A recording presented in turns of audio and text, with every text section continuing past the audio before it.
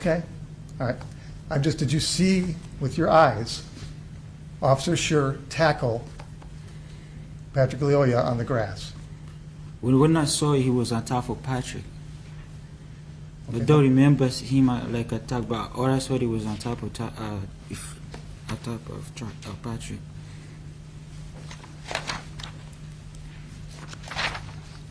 Okay, so there was a lot of back and forth, as you say, Yes, and that it was on the neighbors on the lawn, right? yes, Okay. And you saw, you got out of the car, right? yes. And you saw a neighbor come out? No, I don't remember. I don't remember seeing anybody else coming.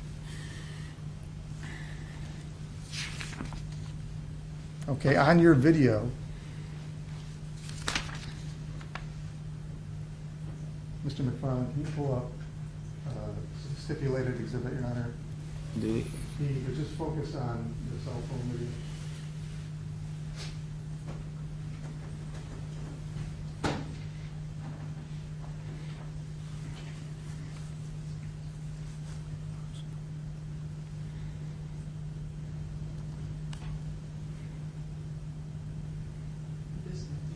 Yes, this is B.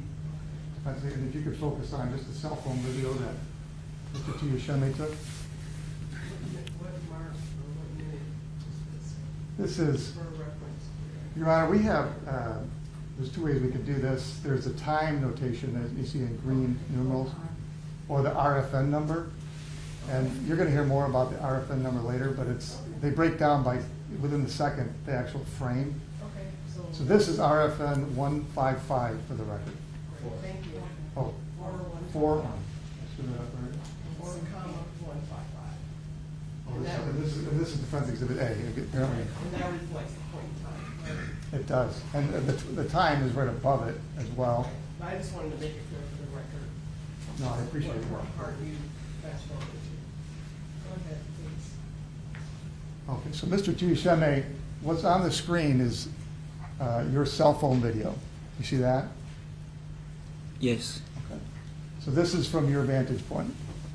yes, All right, so you see the guy in the white T-shirt there? yes.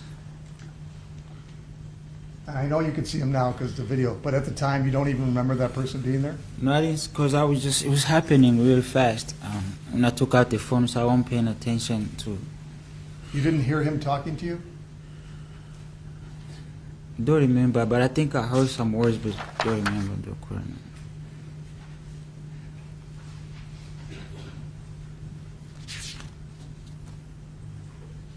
Okay, and if we could go and have ready to go RFN 4956. All right, so Mr. Lyoya, so this altercation occurs between Patrick Lyoya and Officer Schurr, right? You're now filming it. Patrick Lyoya starts trying to communicate with you, right? Yes, Okay, and he's doing it in English, right? yes, Okay. And you're actually giving some kind of play-by-play on the video, right? You're What does that talking mean? to yourself? I was talking just looking at, because I had the phone. Sometimes my just put it down, not down like, but I was talking what I keep seeing. Okay. And, since you brought it up, you put the phone down. No, not the down, like when you have camera and then you sideways, yeah. So there's some part of your film that we're looking at the ground, right? Mm-hmm. Why did you do that? Do you recall? No, I don't know. Okay. All right, and so you heard Patrick Lyoya yell at you, "Get the keys." If we could play 4956. You might need to back that up.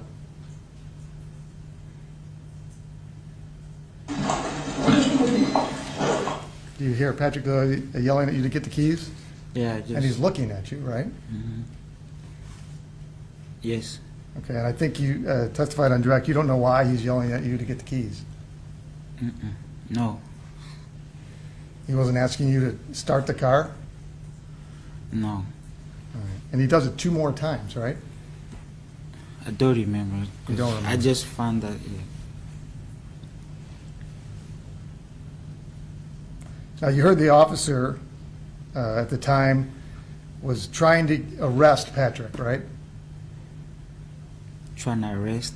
He kept saying, "Stop resisting," Okay. right? Do you remember that? But like I said, there was things going on between 2 officers, Patrick and the officer. Really, I just took out the phone, start recording. Mhm. So, no, You saw the officer trying to get Patrick under arrest, right? yes, Okay, and you knew Patrick Lyoya had been drinking and driving, right? he was sleep. You keep asking me.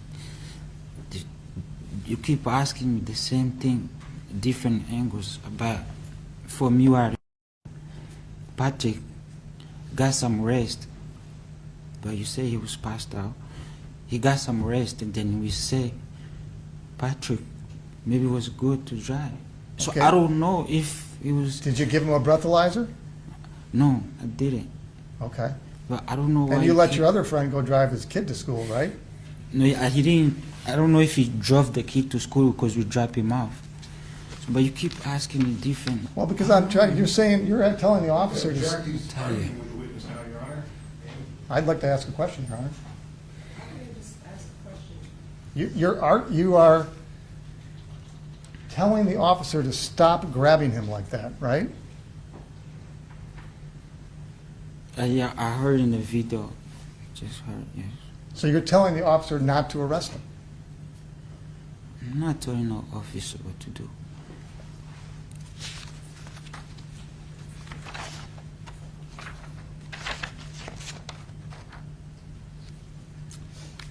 So now at the time, and I'm not talking about what you saw in the video, you saw Patrick Lyoya grab the taser, right?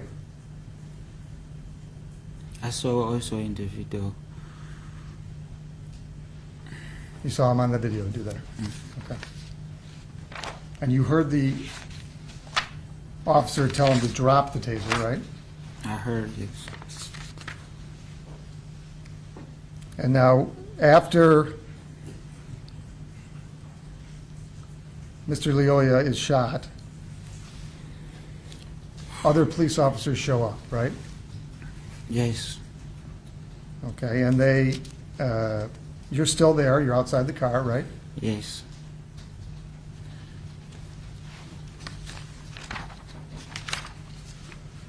And they tell you to put your hands on your head, right?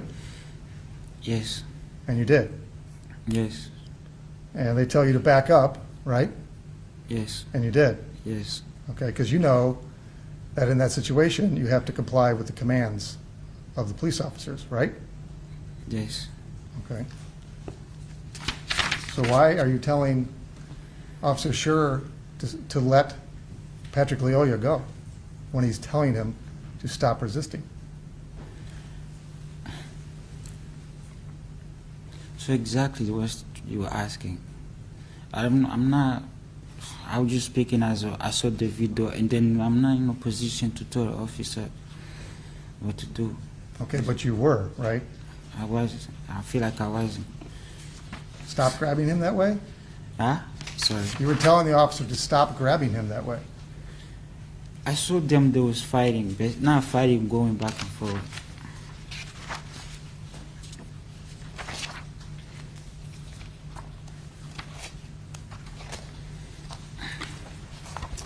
Nothing further, Your Honor. Mr. Butler, any questions? Nothing further, Your Honor. And seeing any hands raised on the jury, may this witness be excused? You may, Your Honor. Any objection? No objection, Your Honor. Thank you very much, sir. You are excused. Thank you. And Mr. Butler, your 5 minutes. Only Butler?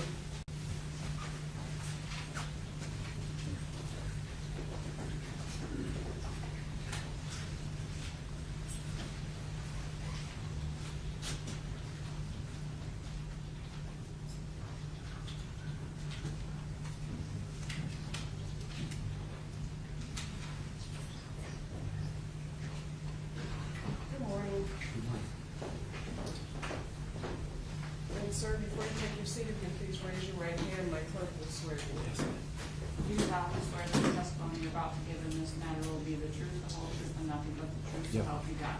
Yes, ma'am. Thank you. You may be seated. Whenever you're ready, Mr. Clerk. Thank you, Reverend. Sir, could you state your name and spell it for the record, please? My name is Wayne Butler, Wayne Butler. Sir, I'd like to take you back to April 4th of 2022, where you were living in the area of Nelson and Griggs in the city of Grand Rapids. Yes, sir. Could you tell what were you doing that morning at your house? I was actually just getting out of the shower. Yeah, I was just getting out of the shower. Okay, as you're getting out of the shower, did something catch your attention? Yeah. Unusual happened in your neighborhood? Yeah, so I was getting out of the shower. I go to my bedroom, and I notice, my shades were shut, but I noticed like police lights, and it's kind of odd because I'm, far in. To this day, nobody's been pulled over in front of my, one of those kind of things. It's not like, anyway, so it was an odd occurrence. And so I look out, and I just looked under the blinds, and I saw it was like a traffic stop.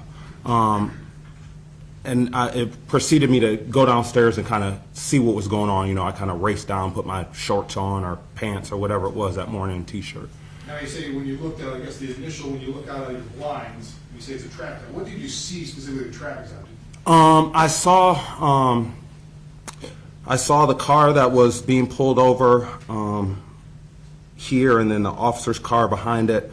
And I don't even quite remember if the officer had got out at that point. I don't even know if they had gotten into that. I believe that by the time I had got my pants on real quick and went downstairs to see what was going on, it had just started. That's what I recall. When you say it just started, what do you mean it just started? That's 60 second or a minute and 30 seconds. That was, what I guess the video that everyone's seen. Okay. So I guess, without getting the video right now, could you tell the jury, when you come downstairs, you put on your pants, where do you go? So I'm on my porch, and it's closed in. So I'm just kind of like observing what's going on at the time. And then I see Patrick get out, and he's out of his car. That was the first thing. I'm like, man, you're supposed to get out of the car. But then I see this tussle proceed. And yeah, it was horrific. I mean, the first thing I kind of noticed that kind of caught my attention was something that was black fell off, and at first I thought it was an officer's gun, and I didn't want to get shot. Like immediately, that's where my mind went. This tussle's going to end up in someone dying, and I didn't know what. It's just like one of those things your spirit tells you. You don't know, but you don't know what to do. So you can stop you right there. Okay. Try and think of what you Okay. saw. Yeah, okay, What you okay. saw, what you remember. So when you see where's this initial tussle that you see when you're standing on your porch? It comes from the street, and it goes like to my front lawn.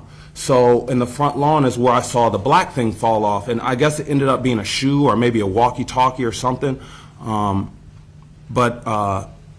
that's what I. Describe a little bit better for the jury. What do you see in the tussle then? Is it now they're in the front yard? Okay. What describe for the tussle? So the tussle is like the officer has Patrick, and he's running. So the car is here, and he's like running in like a circle, like if somebody was running, they were committing a crime, like they'd run straight, right? But he was running in like a circle, and then there was this guy, and he's just videotaping this whole thing, and I'm like, what is going on here? This is all the way out of control.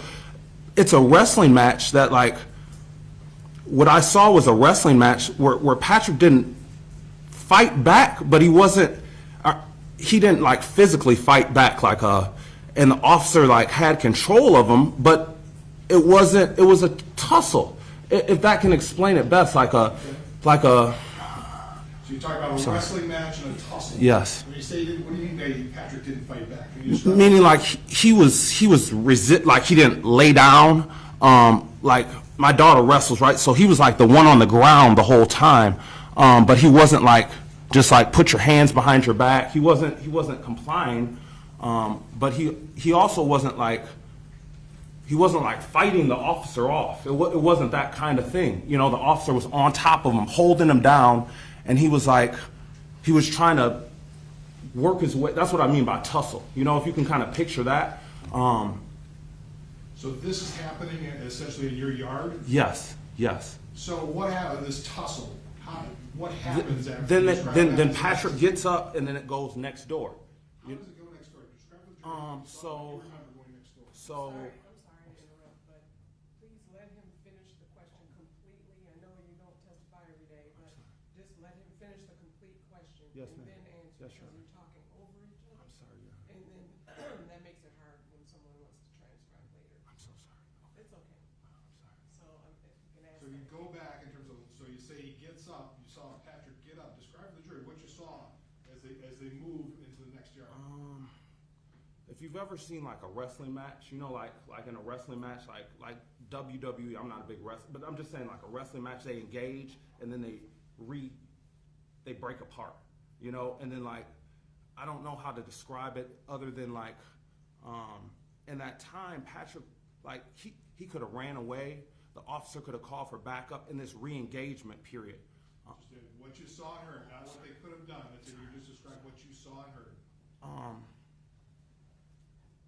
Okay, so I went out there at that point, and how it got to the other part of the lawn, he got up and was kind of trying to pull his pants up and kind of ran over to the other side, and the officer, then they re-engaged and kind of wrestled over there.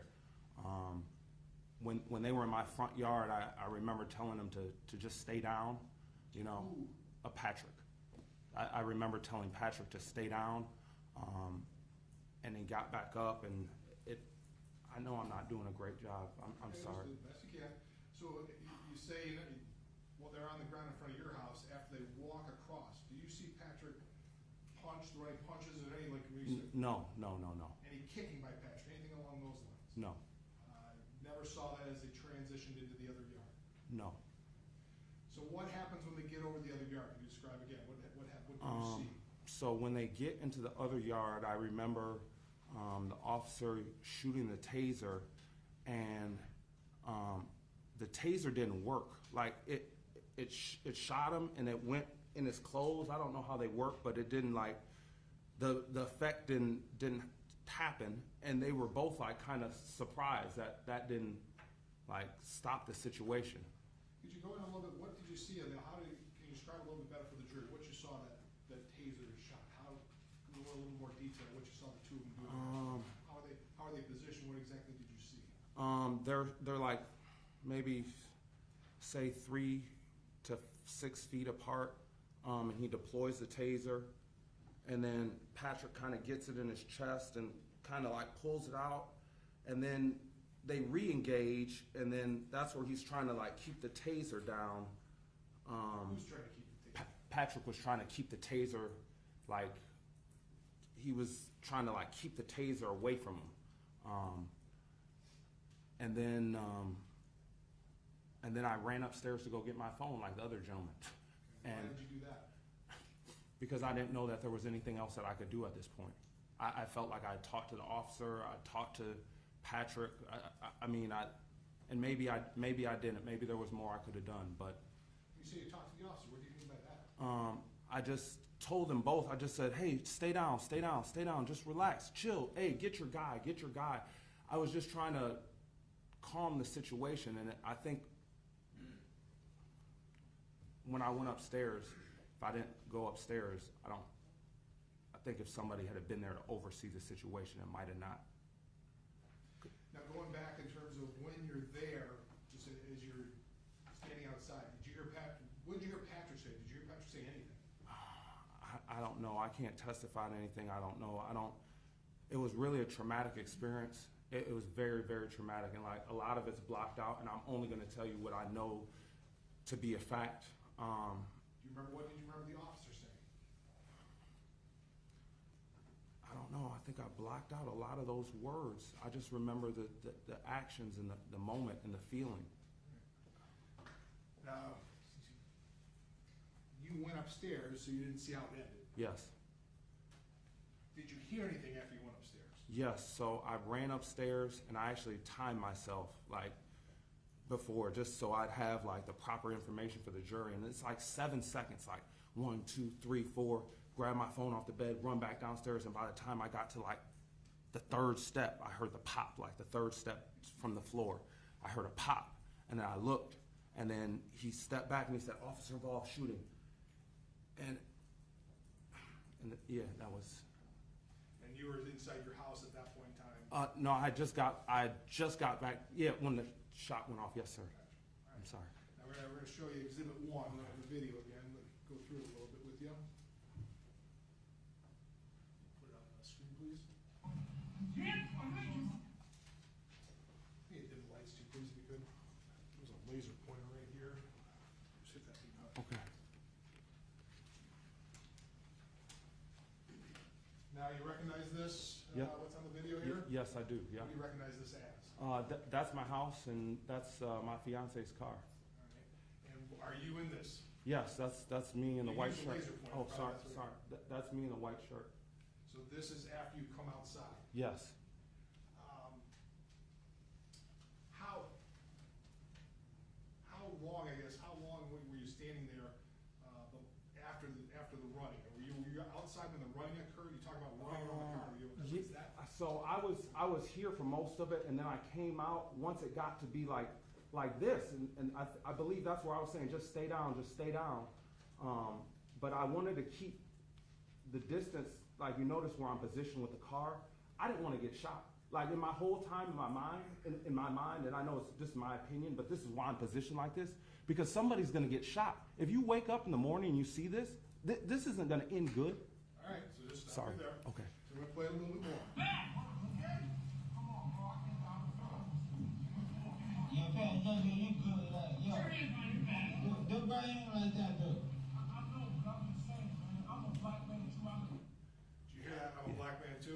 Yeah. So is that you? Yeah, that's me. Okay.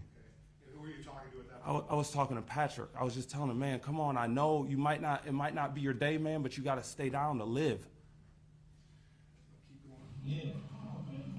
1950, several more cars. Man, he said he's good, brother. Yo, what's up, man?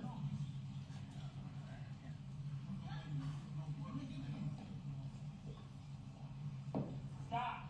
Okay. Now you're off the screen. Are you still watching this? Yes, yeah. So you're Yeah. have you moved at No, all? I'm still behind the car. Yeah. But in terms of, you know, I'm where I can see. Yes. in terms of what I can see, from this point, you know, there's sometimes where the screen goes out. Did you ever see Patrick throw a punch? No, Ever see Patrick kick? no, Patrick throw a headbutt or anything like no. that? Patrick was just walking along as he sees in the video. Yeah, yes. Stop resisting. Now, he good now, resisting nothing, bro. Now,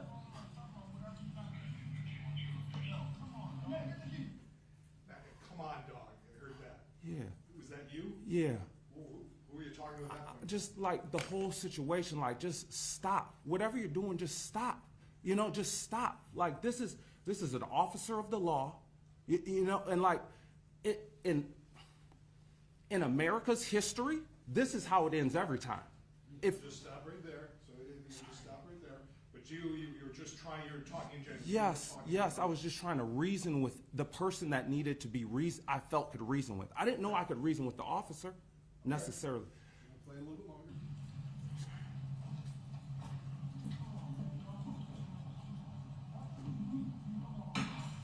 Okay, why you gotta do all that, bro? He good, man. So I'm going to stop right there. Did you see this? Do you remember when? Yeah, I remember him trying to hold back the taser. I remember the taser coming out and then the taser not working.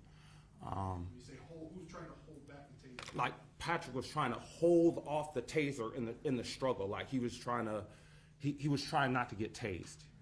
Do you remember seeing? Were you outside for this part?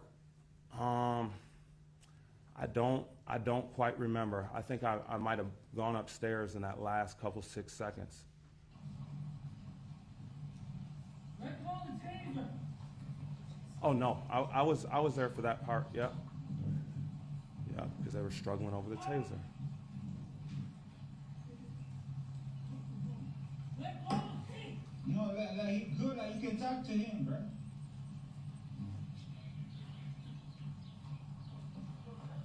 Stop. Do you remember if you were outside at this point in time? You don't. I'm not sure. I probably was. I went upstairs for that last 6 seconds of the video, as I said. That's what I know to be a fact. So just before the shot was, that's when you ran outside? Yes, yes. And once again, any point in time when you were outside watching that, did you see any punching, kicking, hitting on that? No, no, Did you hear him say anything to the officer, threaten him? no, no.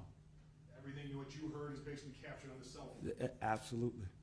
Nothing, you didn't hear anything different, you remember anything? No, no.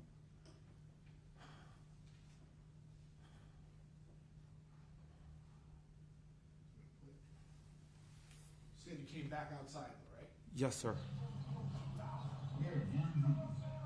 Like, he good, bro. Like, can you talk to him like good? Like, can you, yeah. Stop guarding him like that. Nah, he good at it for her. Yo, you hear him too. Get that shit. Let go the taser! Nah, he ain't brought no taser. Honestly, I see that. Let go the taser!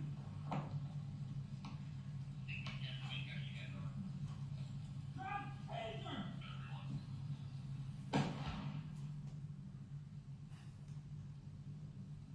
Now, is this when you came back outside? Yes.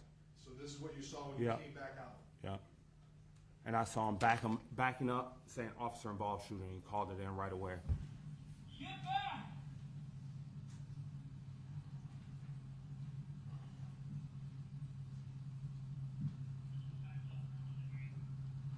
That's what I saw. Get back! So that's what you saw as him backing up? Yeah. I didn't quite see the get back, but I did see that. I guess during this whole incident, what, you see the person, you didn't know Patrick, you didn't know, I know nobody. okay. The person taking the cell phone, did you ever see him approach any closer than this? No. No.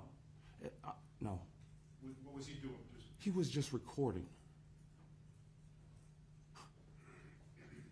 over here?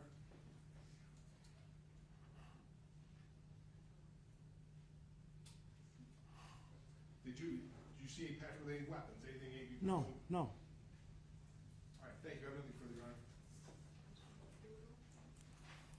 Hi, Mr. Butler. Hey, how's it going, sir? Do you need water, sir? Yes, that would be fantastic. That's what it's for, yeah. It's not a test to see how long you can go without water. Help yourself. Do you need help? You've never testified before? I guess you testified once. Yeah, maybe, yes. Okay. Take your time. You okay? Yeah, I'm fine. Okay, all right. So I think we've established that you didn't see everything, Yes. and you ran upstairs kind of during the critical moment, right? The last 6 seconds, God spared my eyes, yes. And if we could switch over to the fence. And Mr. McFarland, if I could get the video. This is Exhibit A.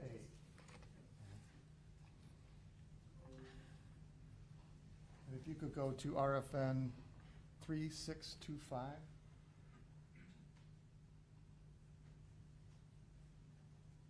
And if we could dim the lights, please.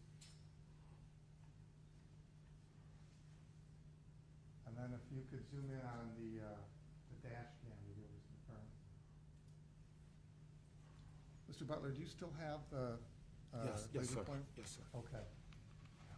You recognize what's been displayed on this screen as, this is Defense Exhibit A, and it's at RFN 3625. Your house is in the foreground there? Yes, sir. Okay. And that's you in the white T-shirt? Yes, sir. Okay. And you're just getting ready for work, right? That's it. Yeah. You weren't planning on this in your day, right? No, sir. Okay. What time do you normally go to work? That morning, I was actually heading to the auction in Jenison. Okay. Yeah, so about 9 o'clock, yes. Okay.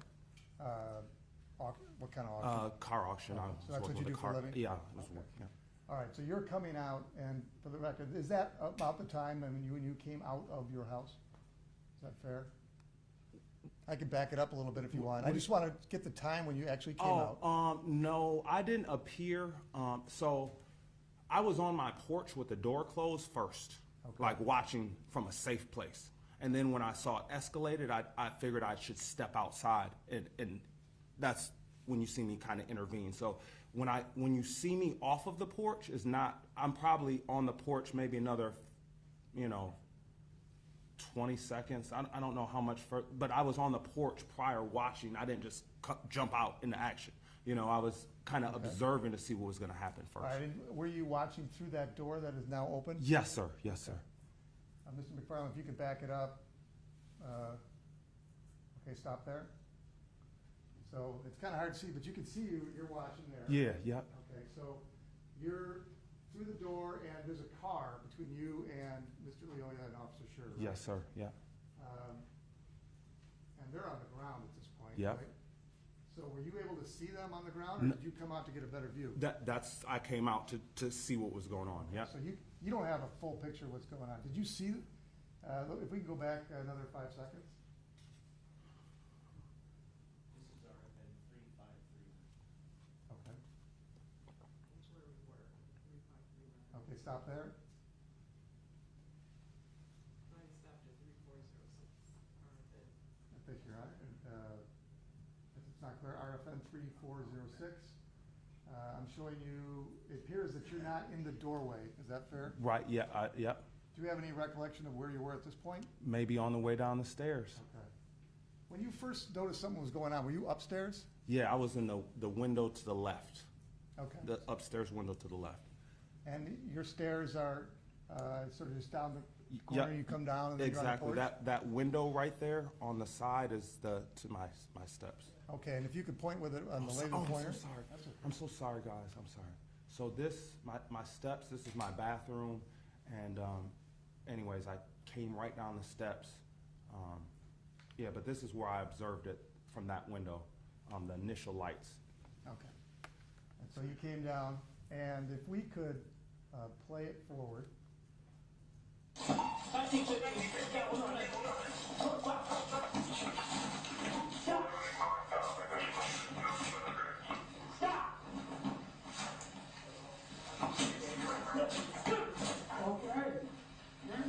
And we stopped there. And now we've stopped at RFN 3887. And at this point, you have a very close eye contact with the officer and the person he's trying to arrest. Yes, right? sir. Okay. And I think you testified you don't know either of these people. No, right? no. There's just an officer and a person on your, is it your lawn or the neighbor's lawn? That is my lawn there. Well, it's right behind my fiance's. I didn't want the cars to get damaged, or I didn't, I'm just, think about it, and yeah, my neighbor's lawn is next door, sir. Sorry. Okay. No, that's, so they're on your neighbor's lawn. That's my neighbor's lawn. I'm sorry, and this is my lawn. Okay, and you used the laser pointer to show that your lawn is adjacent to the one that the two people fighting are on, right? Yes, sir. Okay.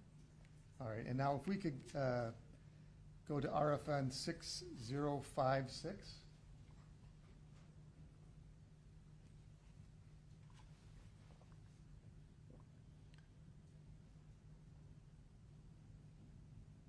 And if we could blow up on the dash cam.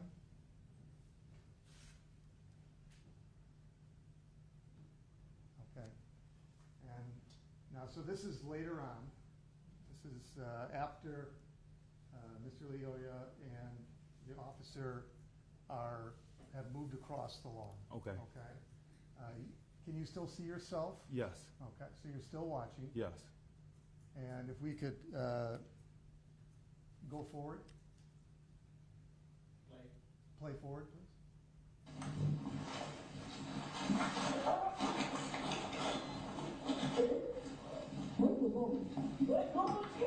No, like he good, like you can talk to him, bro.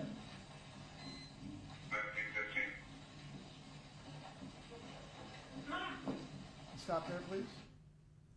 So at 6603, RFN 6603, you poked back out after going inside, right? Okay. Yeah. All right. And you appear to be talking. Okay. Is this when you're talking to the passenger of the car? Yes, sir. Okay. And does he appear to be looking at you? No, sir. He wasn't looking at you? Oh, well, no, maybe he was looking at me, but he wasn't responding to me. Did you make eye contact with him? Yeah, I believe so. I was speaking If you directly remember. to him, yes. Okay. Okay, keep on, play forward, please. Like he good, bro. Like, can you talk to him like good? Like, can you? Yeah. Stop guarding him like that. Nah, he good at it for real. Yo, you hit him too.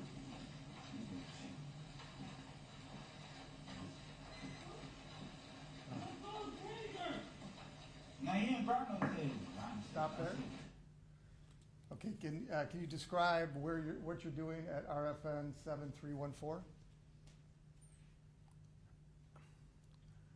To be completely honest, sir, I'm not even sure. I mean, at some point I was speaking to the gentleman here, and I was telling him to get your guy, but I don't know what I was doing specifically Well, at the can you moment. see, you can still see yourself in the house there, can't you? Yes. Okay, so that's your white t-shirt? Yes. Fortunately, you're wearing white, because it makes it Ye- easier to see you behind the screen Ye- door, right? Yes.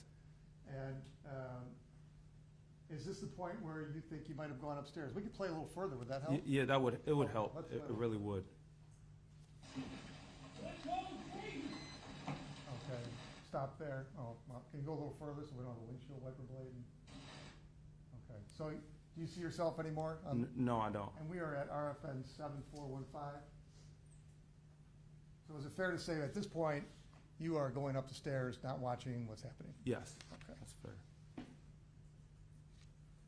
All right, now if we could go to RFN 8396.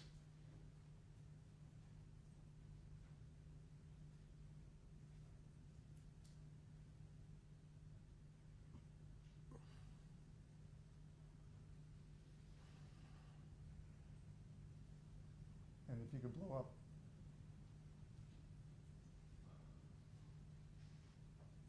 All right, at RFN 8396, do you see yourself opening the door?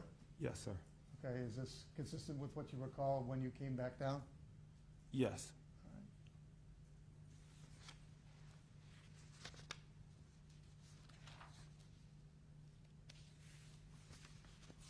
Okay, and we can take that off and turn the lights on.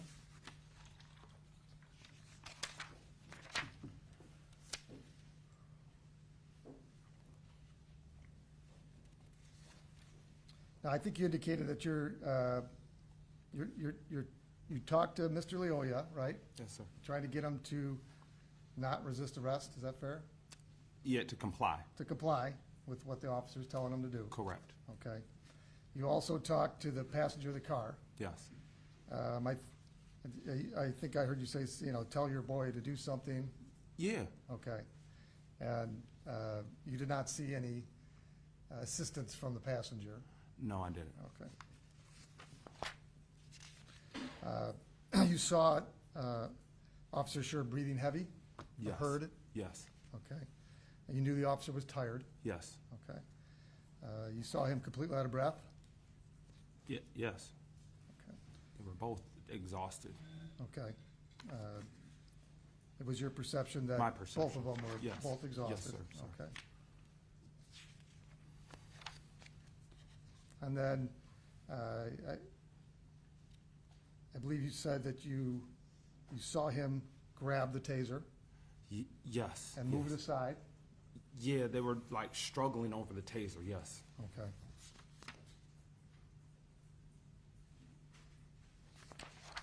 Did you saw Mr. Lyoya pulling at the taser? Like, I guess you could say that, yes, yeah. Okay. All right. I don't know if pulling at it is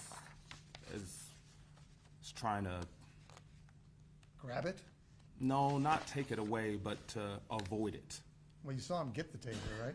Yeah, but I mean, like, yes, Okay. yes, they struggled over it, yeah. All right. And since this happened, you saw all these videos, right? Yes, And yes, you talked to a yes. lot of people? Well, I've seen the video enough that one needs to see it. That was Okay. there. All right. And again, you're being very conscientious of this, so I appreciate you not testifying to things you never saw. And that's Right. And all. I wanna- nobody's asking you to do Yes, that. yes, sir. All right.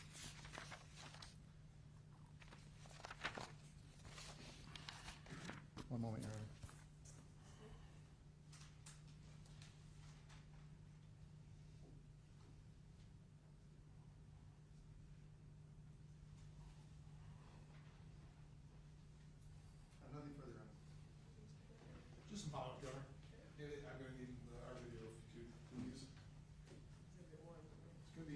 2. We're gonna go to Exhibit 2. This is another stipulated, kind of the same stuff you've seen, but just some are, this is our Exhibit 2. So you dim the lights, please. Going over a little bit of the same ground, but I want to make sure I'm clear here. Okay. This is Exhibit 2, the in-car video that's been stipulated to our Exhibit 2, and we're at about 145. We don't have the RFMs, we're about 145 into it. Now, from our view here, it doesn't look like you're in your door. Can you see yourself there? No, I don't. Not yet, sir. Okay. I'm gonna play it here.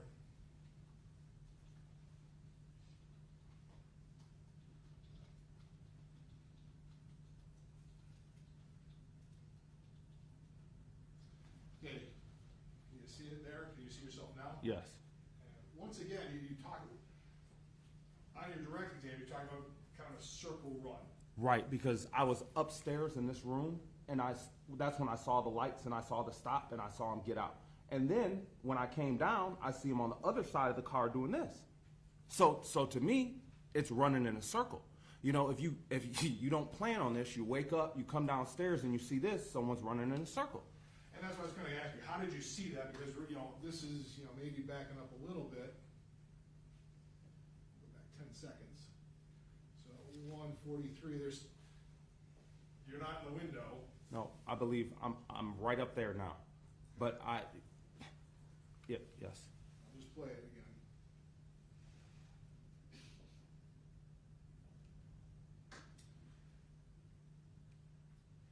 Kind of going right there. Did you see any of that?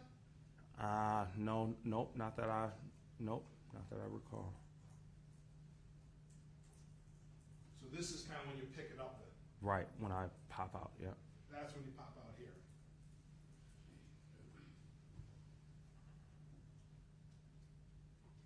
And what made you come outside there?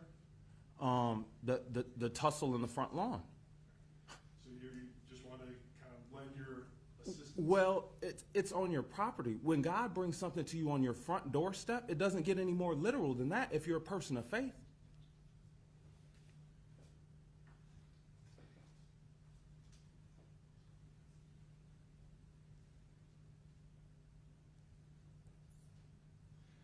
Okay, we'll follow up a little bit here, because some of this is not.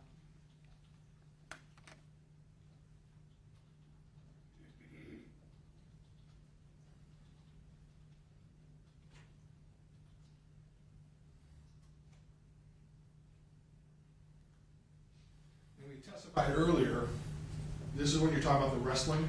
Yes, sir. So in terms of when they're being on the wrestling, who was on the bottom? Patrick was on the bottom at all. The officer was on the top. At all times. At all times. Well, he had control the whole time. Who had? The officer had control the whole time. As I testified before, I'm a sports fan. It's like watching a game where the team has the lead the whole time. It might be close, but one team has the lead the entire game. So I guess who's having the lead the entire game is what you're saying. The officer had the lead.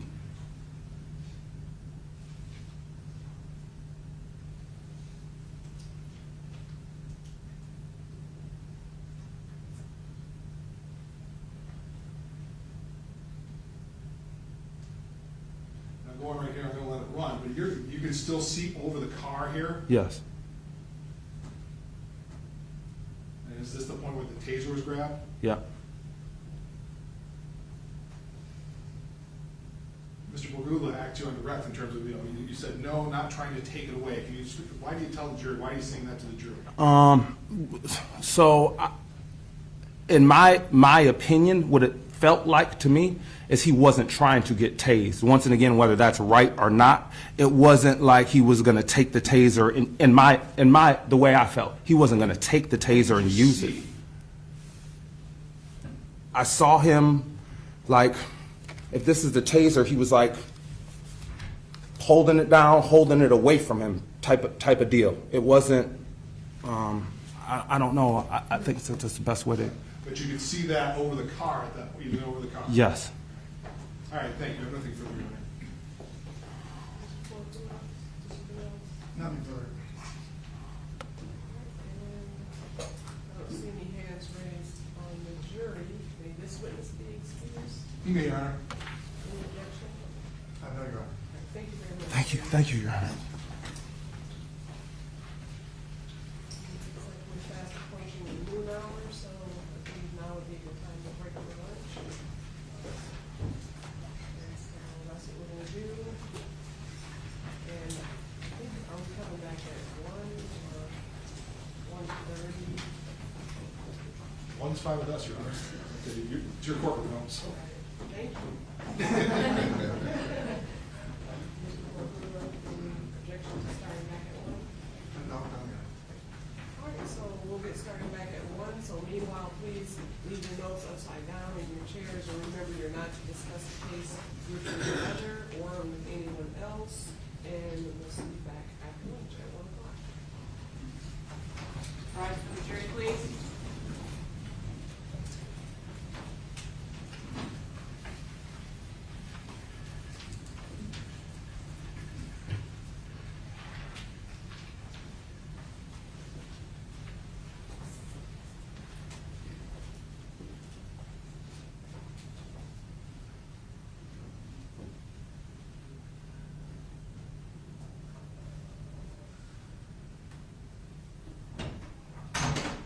Thank you. You may be seated. And anything we need to address with people before breaking for lunch? Not from my perspective, Your Honor, no. Defense? No, Your Honor, thank you. Of course, in recess for lunch. The lock the courtroom so we can leave everything in here again.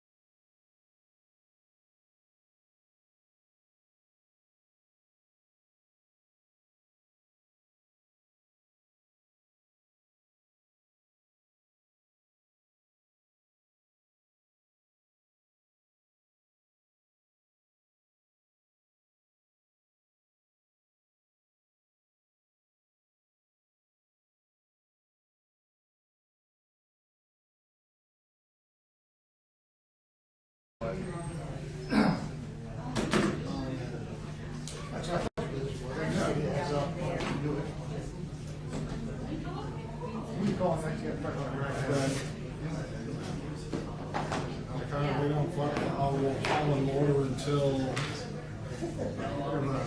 well, I'm gonna have Cole later on this afternoon. I'm gonna call Cole because I need to fill him in because my Childs isn't gonna get here until, he's like, oh, really? So I'll be here for some time. Yeah, so I just, but I don't want also for today, but I get, Paige coming at 3, so she'll okay.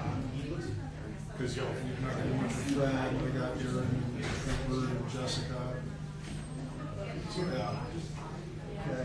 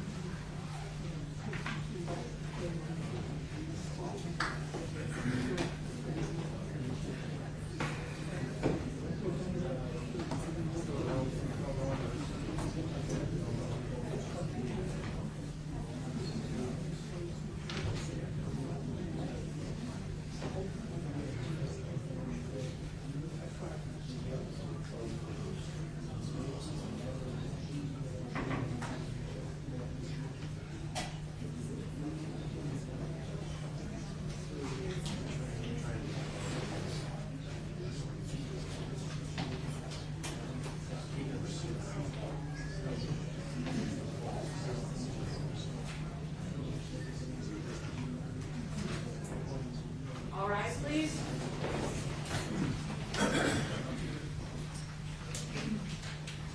Thank you, you may be seated. Alright, and we'll take a vote back on the record in 210-260 at People versus Schurr. All parties previously present are present. And is there anything we need to address before the jurors come back in from the people? Mr. Becker? Then for your honor. For the defense? Yes, Your Honor, thank you. Your Honor, it's the defense's position that the prosecution has opened the door relating to certain evidence of Mr. Lyoya's prior bad acts. We believe that the prosecutor in his opening statement told the jury that Patrick never intended to harm anybody. In addition, the prosecutors elicited testimony that from the most recent witness that Patrick didn't intend to use the taser against Officer Schurr. The court has previously ruled that state of mind is not relevant and therefore evidence relating to his state of mind, it should not come in. We believe that the prosecutors opened the door. We ask the court to reconsider that. Thank you. Mr.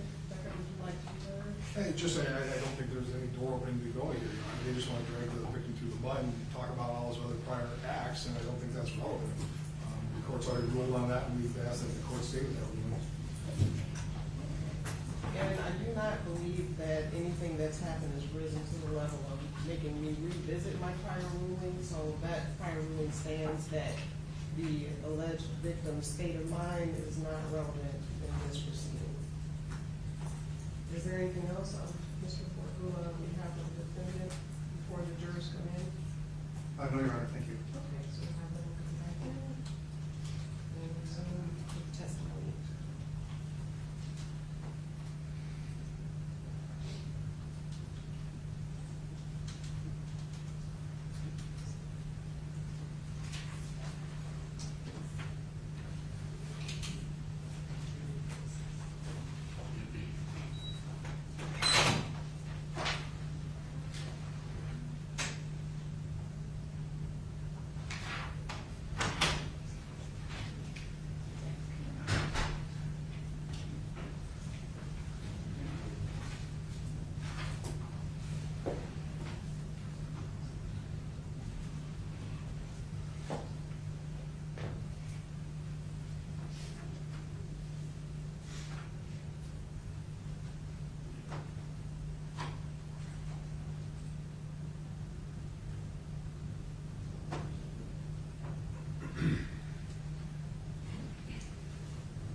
What's up, man?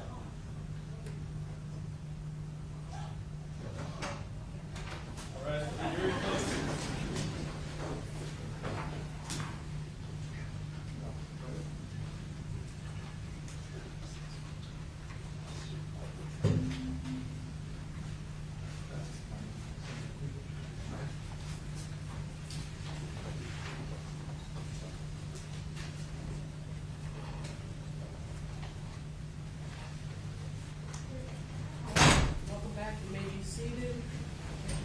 Mr. Becker, you may call the next witness. Brett Hunter.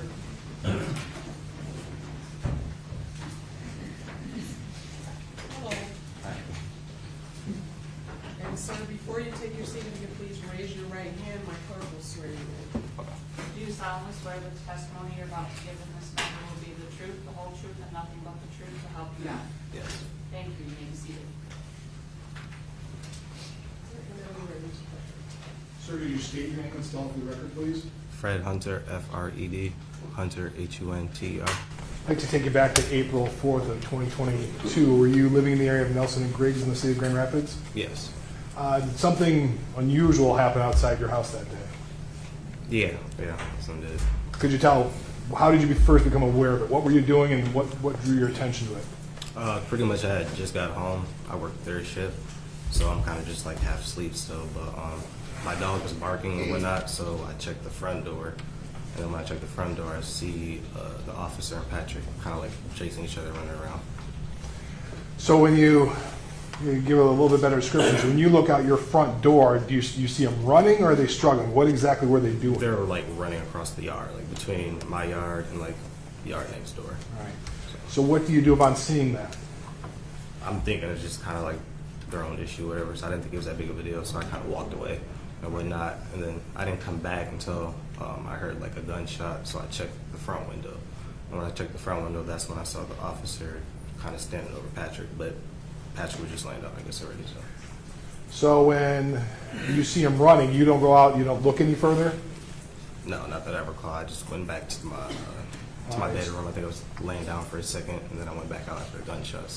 So what, did you hear anything going on outside your house? No, I didn't hear anything until my dog started barking until I opened the door. So I opened my main door, but the screen door is still there, so it's locked, so I can't really hear anything. So you didn't hear anything going on outside? You didn't hear any talking between the two or anything along those lines? No, I didn't. When you went back inside, even after that, when you went back further inside, what did you hear when you went further inside? After I left the first time, Correct. nothing really. Nothing until I heard the gunshot, and then that's when I went and checked the window. So. Okay. So you heard a gunshot.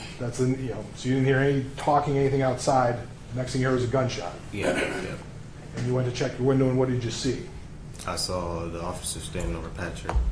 He was still kind of like standing on his gun, or whatever. Patrick was already laid down. So Did you do anything at that point in time? at that point, Yeah. I mean, I just kind of looked. It was a little shocked, and I just kind of walked away. Really. You never called 911. You didn't do anything beyond that. So Did you ever hear anything about a taser or anything at any point in time? I mean, I heard something about a taser in the videos and whatnot after they posted on social media that it was possibly a taser, but You didn't hear at the wasn't time. at the time I don't remember. Like I said, I wouldn't remember a taser or not so long ago. So it's been 3 years, so you kind of forgot because you Yeah. remember testifying before. You remember testifying at a prior hearing. Said you heard something about a taser when you were standing inside your house. Maybe there was, maybe there wasn't. I don't know. So All right, but you don't remember at this point in time. no. Okay, I have nothing further, Your Honor. I have no questions, Your Honor. I don't see any hands raised on the jury. May this witness be excused? You may, Your Honor. Any objection? No, Your Honor. Thank you very much, sir. Thank you. And you may call your next witness. Zach Baxter.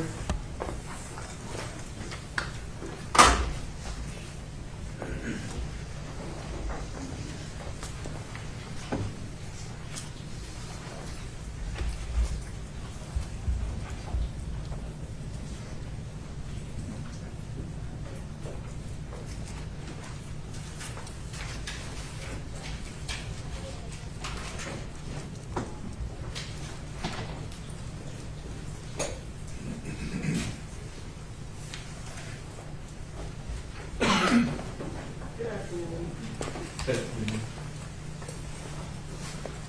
And before you take your seat, if you please raise your right hand, my clerk will swear you in.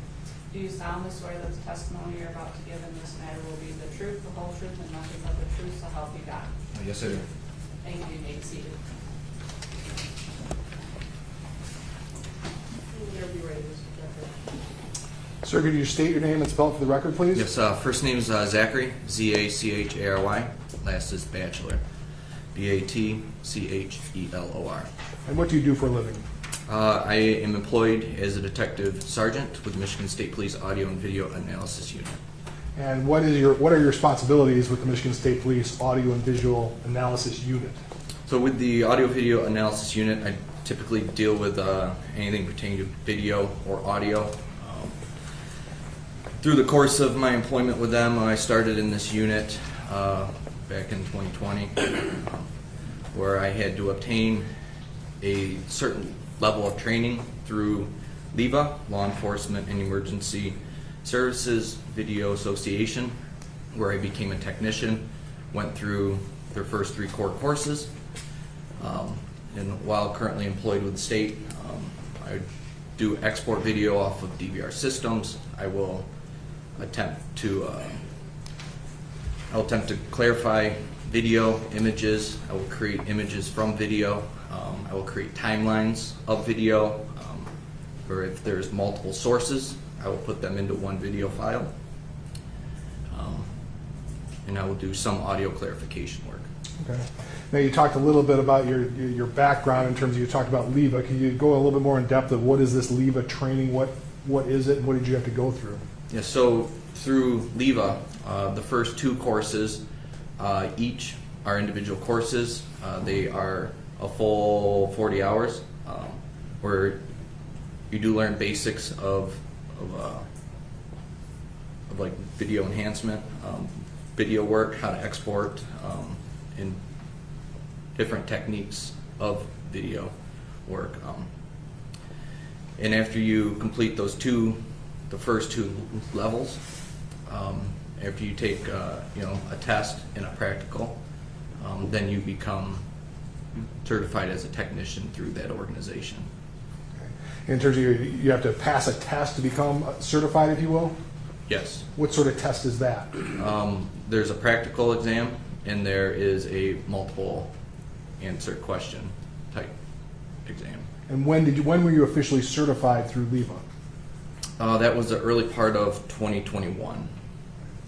So in terms of getting certified, after you get certified, what do your duties entail working for the state police? How do you get cases? Could you describe a little bit better for the jury what you do? So as my employment through the state police and with this, I've done approximately 600 cases, or just over 600 cases to date through the state police as my employment with this unit. And typically what happens, we will be contacted by a officer in charge of a particular investigation, and then they will ask us for assistance, whether it's like clarification of a particular individual on the video, whether it's a timeline that they're putting together for a courtroom demonstrative, if they need help exporting video, but usually we'll always start with the officer or a person involved in the investigation to contact us. And if they contact you, what do you do then? I will get the video from them, and then I will then start my process. Okay. And so does it depend on what they're looking for in each case? Each case is a little bit different in what they're looking for in the video or audio stuff, correct? Yes, that's correct. Now, as you passed your certification in 2021, do you do anything to keep up to date? I mean, videos and technology changes. Do you do anything to keep up to date, any additional training since 2021?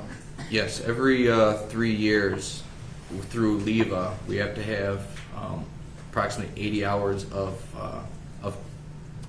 continuing education credits, just additional trainings that's pertinent to the field of audio and video. And at that point, we have to update our curriculum vitae, and along with the certificates, and that those have to be submitted to LEVA so that our technician certification can then be brought back into good standing every 3 years. And you maintain that? Yes, I have. And you still maintain a certification with LEVA? Yes, I even have. at this day? Correct. Do you do any teaching yourself? Yes, I will do some teaching at our word I'm looking for, our like training lab, I guess you could say, where we have multiple DVR systems in our training lab where we will teach investigators how to export video off of those systems. And how many times have you done that? I believe with this unit twice, I want to say, if I recall correctly. And you testified before as an expert in video technology and as a certified video technician. Yes, I have. How many times have you done that? I've testified, I want to say 5 or 6 times, and I've been qualified as an expert 1 time. And this time I'd like to qualify as an expert as a certified video technician to do with audio visual. Your Honor? No objection to the qualification, Your Honor? All right, and you shall be considered an expert in that field. So obviously you dealt with some videos in this case. Correct. Could you tell the jury how you got involved? What exactly took place? So my supervisor, Mr. Wade Dakin, contacted me and advised that I was to take on this case, at which time he was provided a cell phone video, which he forwarded to me, and then I was forwarded a link via email to download a body-worn camera video and a dash cam video. So in terms of when you get those, you're downloading other videos that are sent to you, what do you do with them when you get them initially? So what I will do is I will download those and I will hash those, and that applies a 32-digit mathematical type code. It's more or less a unique print to that video, so that I know that like later on, if we have questions, we can go back, hash it again, and those values should match. And if they don't, then we know something is changed somewhere in that video.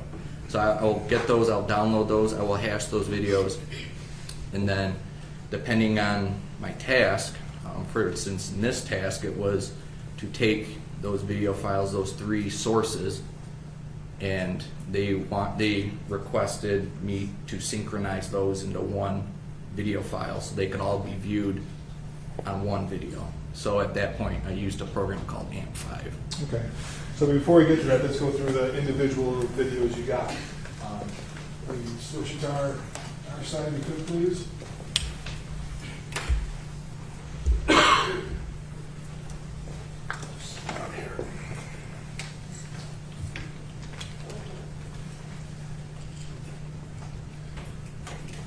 So I'm going to just right now, so you can see it, you recognize this video. Yes. What do you recognize this video as? That I do recognize that as the passenger's cell phone. So this is a cell phone video, the initial video you got. This is exhibit 1. Exhibit 1, correct. I'm going to just switch, since we've seen this a couple times. I'll show you now People's Exhibit 2. Do you recognize this? Yes. What do you recognize this as? This is the dash camera video that I downloaded. So the dash cam video from the car that was involved in this incident. Correct. We haven't seen the full, so we'll play that, Your Honor. Give it, please.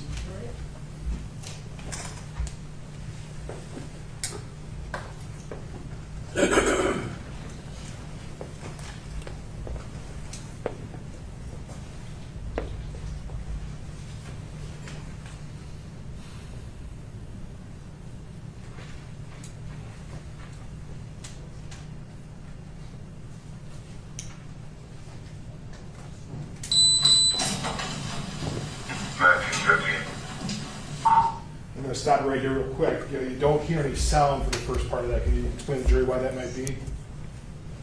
It's my understanding there's a lag between when the lights are initiated, and that's when the audio would kick on. So there's just a little bit of a difference in terms of when you can see it, but you can't hear it until the audio kicks on later. I'm not 100% sure on how their system is set up, but I believe even with our camera systems that there's a delay from when it kicks on.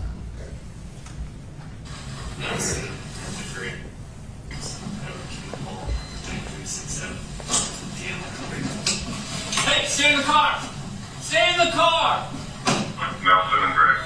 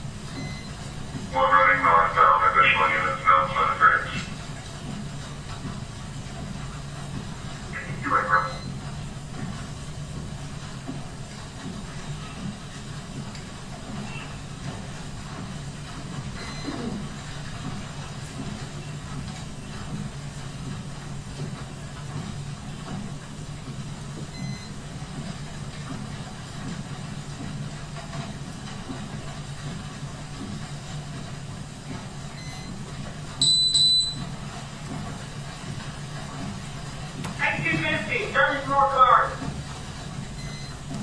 1915, what's your location?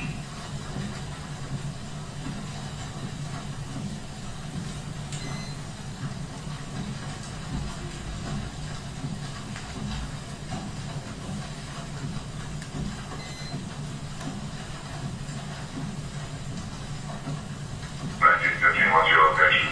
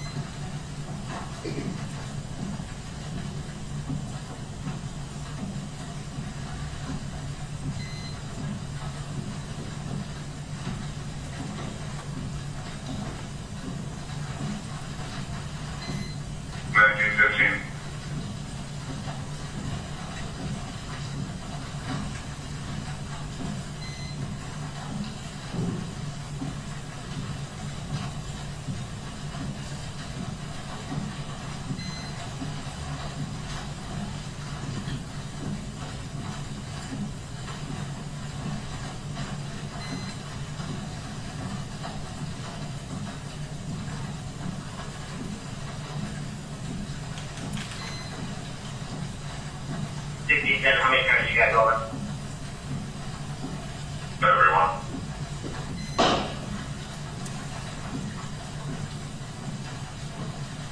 Six in total.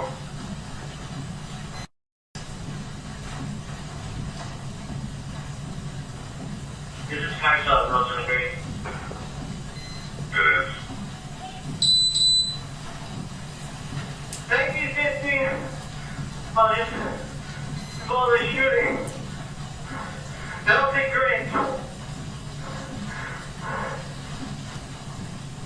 1915, 10-4, Nelson and Griggs. Sorry, medical.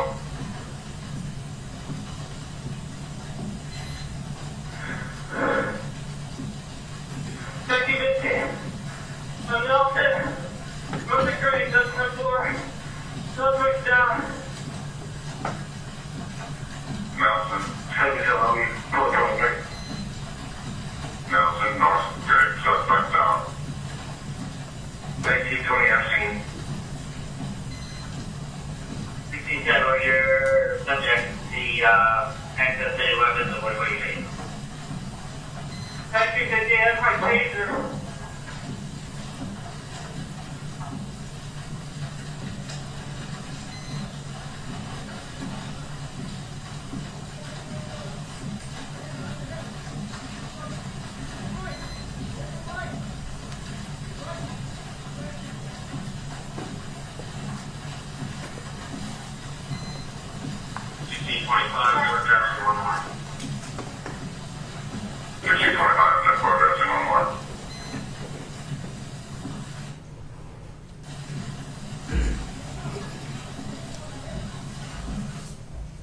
So that was the in-car video that you initially, that was the second thing you got in this case?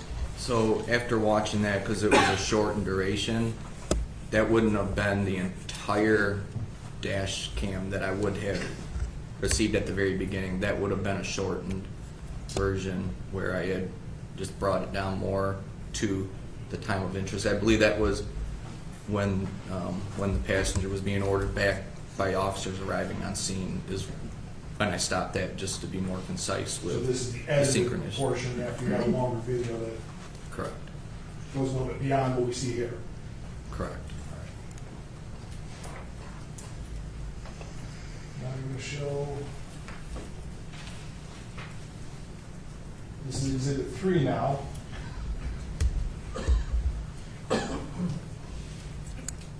You recognize exhibit 3 here? Yes, as the body worn camera. So this is, when you say body worn camera, this is a camera that's actually on the officer when it records. Correct. Play this since we haven't seen this either.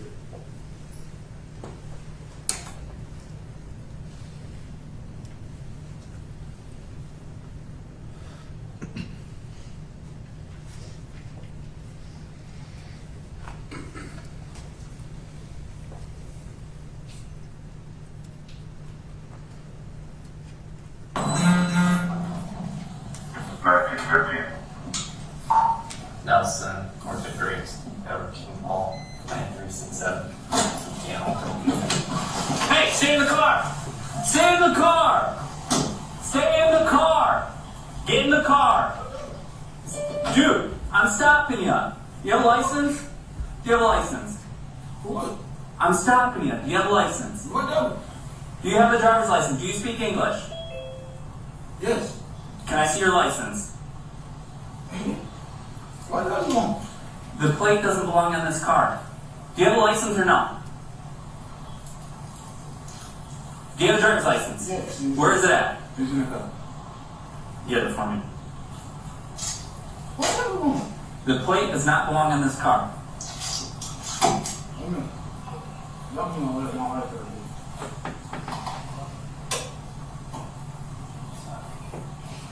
Right there.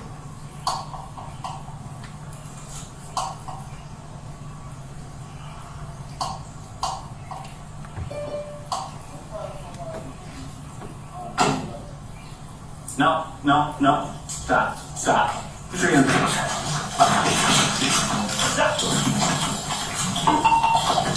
1950. Got one on it. North, south. Stop.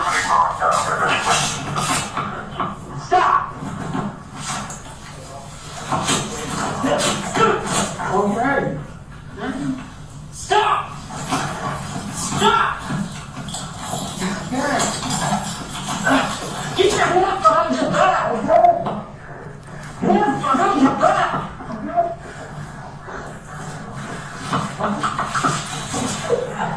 Put your hands behind your back.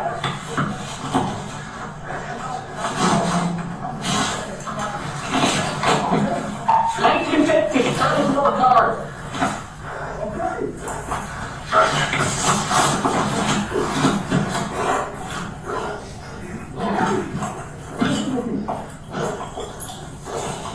Stop! Stop resisting!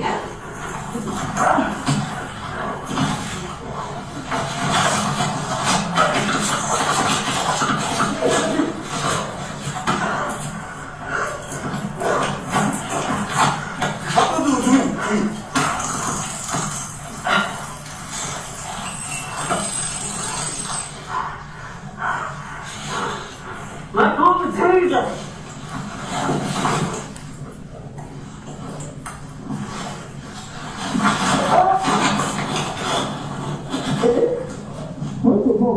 Let go of the taser! Now, in terms of this, you talk about you kind of edited the body cam video. Did you do any editing of this, or just the body cam essentially turn off at this point in time? No, I did not do any shortening of the body cam So, footage. for whatever reason, the body cam turned off at this portion of the incident. That's correct. And you didn't have anything more to show out of the body cam. No. Now, you talked a little bit about putting these things together. What did you do for that? So in this particular request, I used AMP5, and there's a filter called multi-view, and I can create anywhere from I believe I can go up to 4, 5, 6 across and 4, 5 down. But in this case, because there was only 3 videos, I did a multi-view of a 2x2, and then I used the software to bring those 3 sources into that filter to create. I believe it was body cam up top, dash cam on the bottom, and upper right was the cell phone video. Now, in terms of when you say, what is AMP5? Can you give maybe a little bit AMP5 is a software that we use that allows us to do some enhancements. Maybe take Schurr out. Did I realize I did not realize he was up there?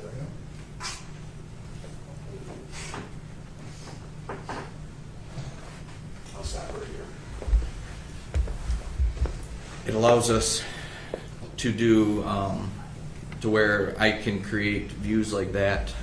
I can export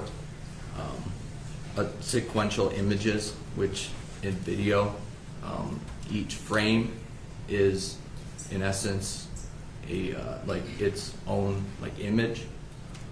So I can tell it to go from A to B and export them all out. There are some enhancement features, clarification features in this particular request.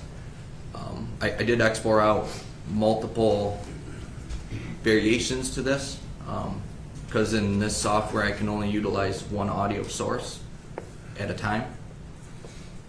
And then I've also created with just the body cam and the cell phone video side by side, minus the dash cam. So specifically, this is Exhibit 4 now, and this contains which videos that are in this one? This is a body cam, the dash cam, and I believe the cell phone will come up. The one, oh, go ahead. Go ahead, now, when you talk about it, how do you sync it, if you will? They're all showing at the same time. Can you describe how you make it so they're all at the same time? There's multiple ways to do that. Like in this instance with the dash cam and the body cam, I used the encoded date and time on it. So I started them at the same point. And then when we got to when the cell phone was coming on, I attempted to find a sync point. You can use audio for that. You can look at events. I believe in one of them I used, once those two were synced on the left, it observed where it looked like a knee was coming off the ground in the cell phone and in one of those videos. So I was able to sync. It might not be 100%, but it's close. But the best viewing option outside of this is to watch those on their own. Would be the best, but for courtroom demonstrative, that's why we do these multi-views like this. Why do you say it's best to do it watching each on their own? Why is that? Because they would be full size, and like you get the actual video versus it going into these multi-views. It can kind of shrink them down slightly so that they can fit on the screen. Right. But in terms of shrinking them down, it doesn't change the video necessarily. It doesn't do anything to the video. It's still the same video. It just makes it smaller. Correct. Now I'm going to play Exhibit 4, Your Honor. All right.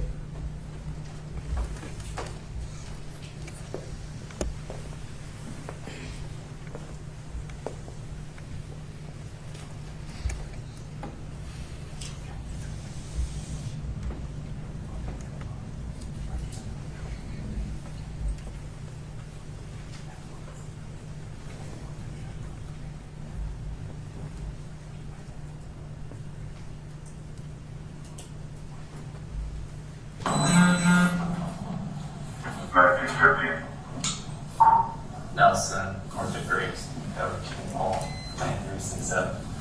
Can't alter. Hey, stay in the car! Stay in the car! Stay in the car! Get in the car! Dude, I'm stopping you. You have a license? Do you have a license? What? I'm stopping you. Do you have a license? What up? Do you have a driver's license? Do you speak English? Yes. Can I see your license? What do you want? The plate doesn't belong on this car. Do you have a license or no? Do you have a driver's license? Yes. Where is it at? It's in the car. Get it for me. What do you want? The plate does not belong on this car. Hold on. Y'all can let my wife have it.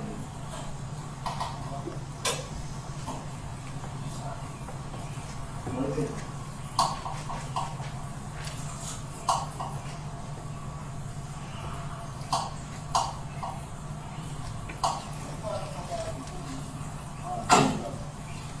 No, no, no. Stop, stop. Put your hands up.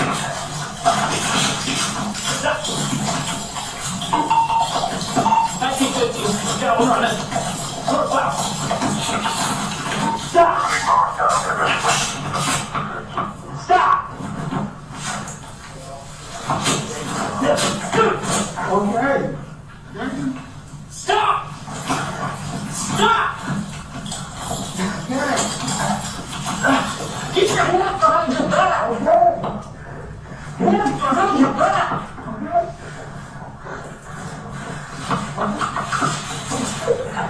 Get your hands behind your back.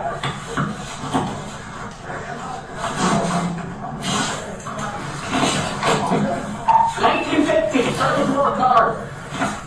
Okay.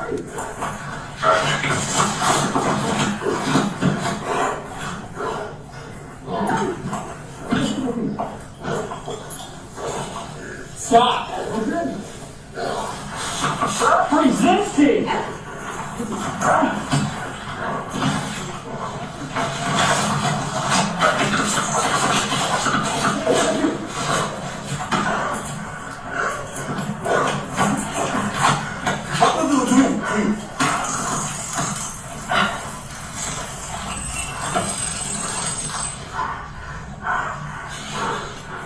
go on the taser.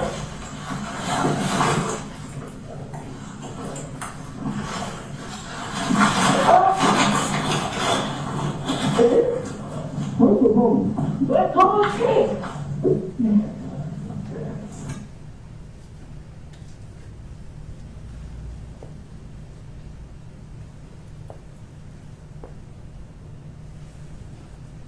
Now, in terms of this, which audio were you using for this specific video?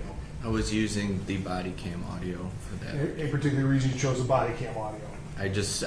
When I was asked for this request, I did something similar. I did just the body cam, and then on a different video, I did just the cell phone, and then on a different one, I synced them both together using a second program, Adobe Premiere Pro, where I was able to export the cell phone audio as its own audio file. Loaded this video I loaded this video into Adobe Premiere Pro, where I was able, as soon as the cell phone video activated, I then aligned the audio for that particular cell phone, and then exported that out as a viewable MP4. But in this specific one, it was just the body cam video. The audio. That's correct.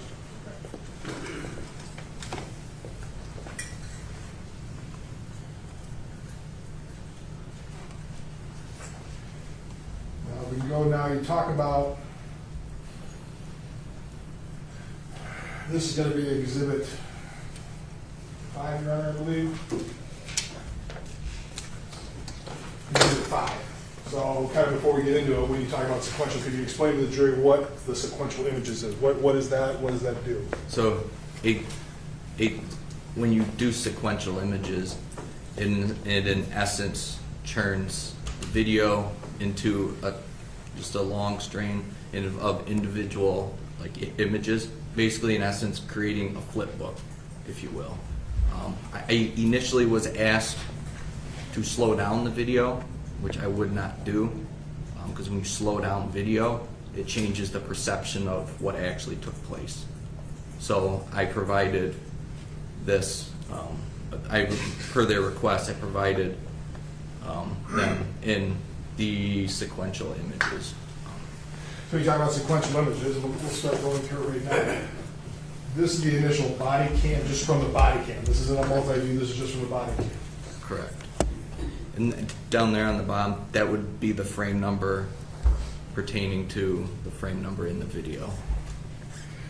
So this is just like you say, it's like the flip book you use to do with your kids. Correct. How are you able to get each frame? You got 3202, 3204. Can you describe for the jury how you're able to do that in a digital type of? So I'm able to do that using the software AMP5. There's a filter called Sequence Writer, which at that point, when I open and apply that filter, I can then put in a particular frame number for it to start and end, and then I can export those out as a BMP image, a bitmap image, into a folder. So in terms of when you say a bitmap image, this is just that image is each one of these. Correct. This would be, if you were to watch the video, in that video, all these images are in that video. How did you come up with this section, if you will? Why this section? It was provided to me by the investigator as his request. So when you talk to the investigator, you're talking about Detective Tuber? Yes.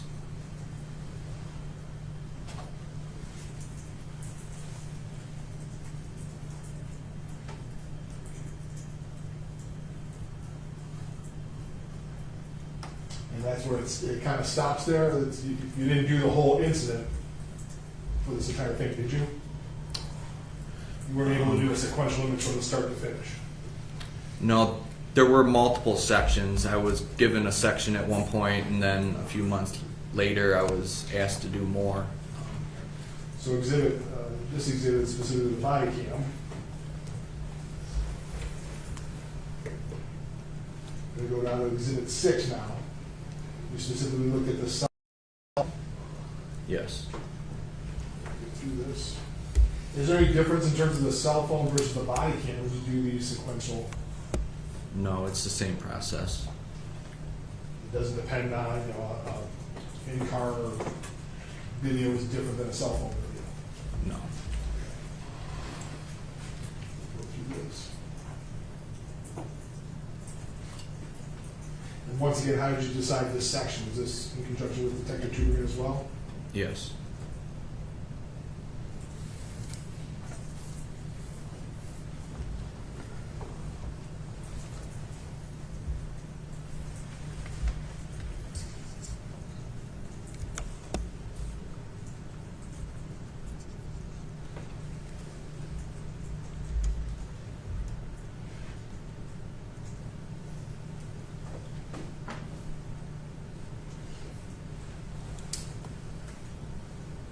One thing, there's no sound here. Are you able to do this with sound? No, not exporting images.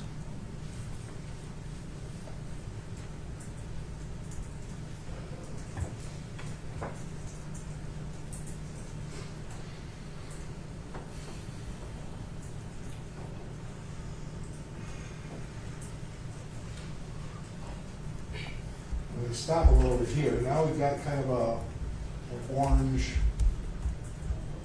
box that appears.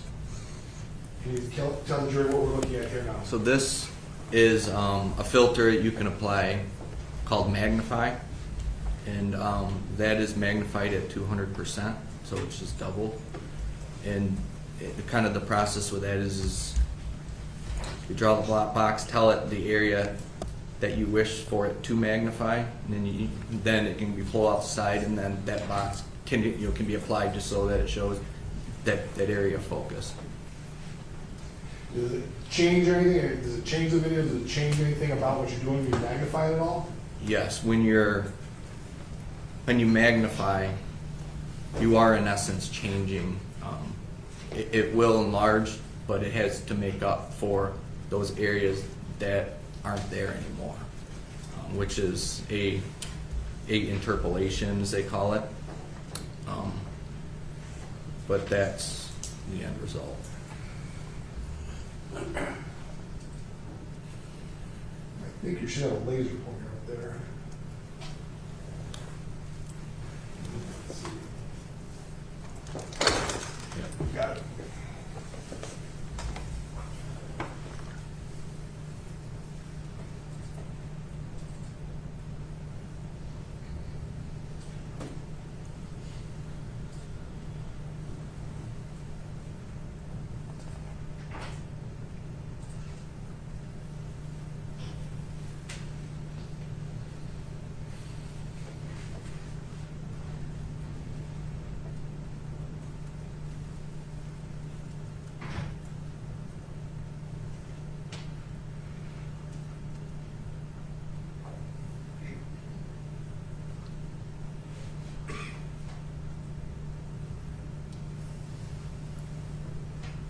Now, what is this arrow? Why are you seeing this arrow suddenly? There's some changing in some pixels there, and that was just after the shot was heard. Okay, in terms of changing the pictures, would that be the casing, if you will? Possibly. So essentially, that's the moment the shot was fired would be right about here. Or around that time, yes.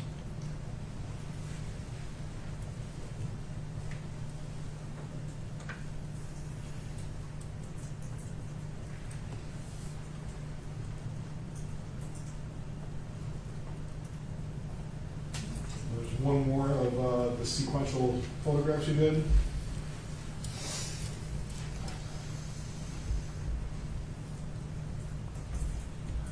This would be exhibit 7 now. This is exhibit 7. So what sequential range are we doing here? So that this was just a request of,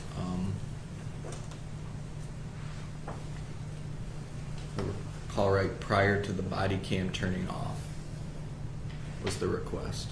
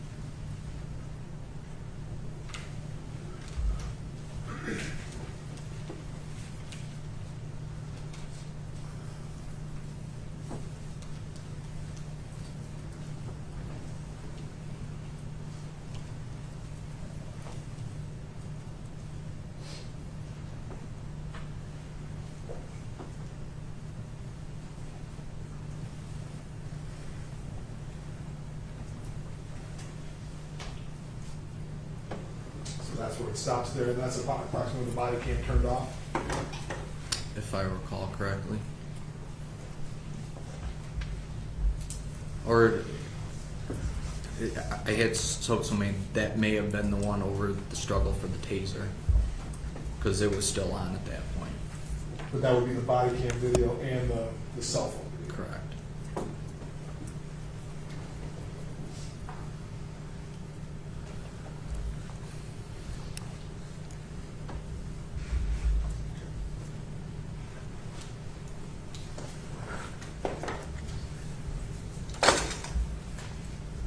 Take that off.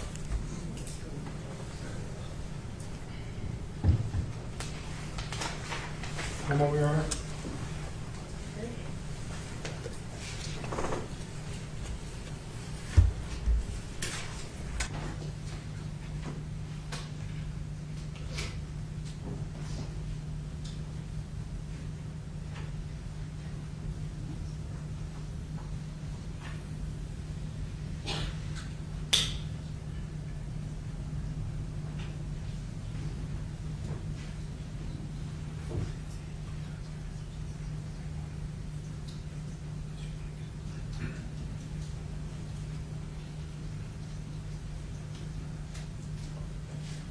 I have nothing for you, Your Honor. Thank you, Your Honor. Good afternoon, Detective Bachelor. Good afternoon, sir. My name's Matt Borgula. I represent Christopher Schurr. All right, so I just had a few questions for you. You testified about the timing of when the sound comes on, and I want to clear that up a little bit. You've reviewed a lot of dash cams. It's been a few. Yeah, I mean your job is a forensic examiner of videos, right? Correct. Okay, and you know there's a lot of body cams too, right? There is, yes. And so, in your experience, the dash cams and the body cams, they're always on, right? I don't. Well, if the officer's out and about, they're recording, but they're not just saving everything, right? And if you don't know the answer to this, then Yeah, I don't know the timing before. I know, if I'm not mistaken, that there's a lag to where if it's activated, I believe there might be like a prior storage in essence, but I'm not. Would we be better asking someone who was familiar with the body cams and the dash cams from GRPD? Yes. Okay, fair enough. I'm not going to ask you about something you don't know about. Okay, so you, I think you said you shortened one of the videos, and that was the dash cam, right? At one point, yes. Okay. So there's more to that video than what was displayed before the jury, right? Yes. Okay. And it involves the officers that show up later? And all the additional responding personnel. Okay. I know you talked about how you took your the videos and you broke it down into sequential images. Correct. And you mentioned something about how you don't want to do slow motion because that doesn't reflect what actually happened in real time. Correct. Wasn't that slow motion just like a flip book, just one at a time? It could possibly be that. So that's not real time either. That's just broken down into each frame. Correct. Okay. And there's nothing wrong with slowing it down, right? You're just saying that's not how fast it took, right? There are instances where it may be more appropriate than others. Okay. Did somebody ask you to do the sequential images? Yes. Okay. All right, now, do you know what a relative frame number is? Yes. Okay. When you did your sync video, the one with the 3 cameras, did you do a relative frame number on your video? I did. Well, I provided, and I believe it was after the prelim, it was brought up that there were some frame numbers on the videos, which I did not do on the initial round, but I put frame numbers on my later portions. Okay, and the ones we just saw doesn't have those? No. Okay, all right. So there's no way to refer to them by relative frame number? Correct. All right. Based on those videos, correct. The sequential videos that are part of the exhibit, how many actual pictures are there? I'd have to look in my report or count them. Is it more than 100? Yes, there was a lot. Is there thousands? Yes, I want to say it was over 1,000 Okay. cumulatively. It was a lot. All right. And, the body cam goes off. You don't know anything about why the body cam would have gone off either, do you? No, sir. Okay. Thank you. Thank you. Just on, in terms of the slow motion use, I thought your initial testimony was slow motion, you didn't want to do slow motion because that's not appropriate. That's correct, because because if I put a video in slow motion, while it's in action, it slows down what the actual video was. Okay. But then you said sometimes you thought it would be appropriate, that's what I thought I heard you say on cross-exam. I'm not quite sure if I understand. At times, there could be an instance where it might be appropriate to do so. But in your view, this time was not. Correct. And why not specifically in this instance? Because this is a use of force case, and slowing down and changing the perception of what's happening could be detrimental to the court. All right, thank you. Can I follow up on that? Yes. All right, so I guess I don't understand the difference between slow-mo and then taking 1,000 images and doing it consecutively so it goes frame by frame by frame by frame. Isn't that what slow-mo is? No, I would say that a slow-mo is it playing in a video, but at a slower rate than what it was intended to play. Whereas a sequential image is just an image that can be looked at individually, which are the frames, individual And the frames. concern is you want whoever watches the video to see how the actual speed in which things took place. Correct. Okay. Because that was the perception of the people that were there. Correct. Okay. Thank you. Nothing further, Your Honor. And I don't see hands raised on the jury. May this witness be excused? Okay, Your Honor. Any objection? No, Your Honor. Thank you very much. And you may call your next witness. Call Jessica Bodri.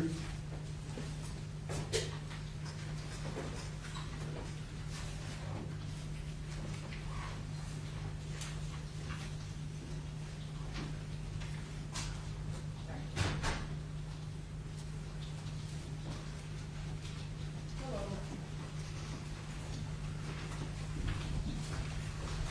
And before you take your seat, will you please raise your right hand, my clerk will swear you in. Do you solemnly swear that the testimony you're about to give in this matter shall be the truth, the whole truth, and nothing but the truth, so help you God? I do. Thank you. You may be seated.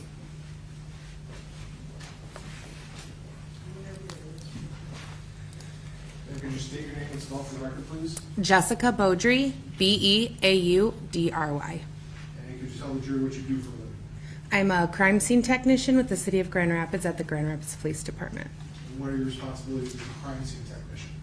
As a crime scene technician, we respond to all sorts of calls. We take photographs of evidence, collect evidence, assist officers in any way that's needed. I'd like to take you back to April 4th of 2022. Did you get called in to take photographs of an incident that occurred with a Grand Rapids police officer? Yes, I did.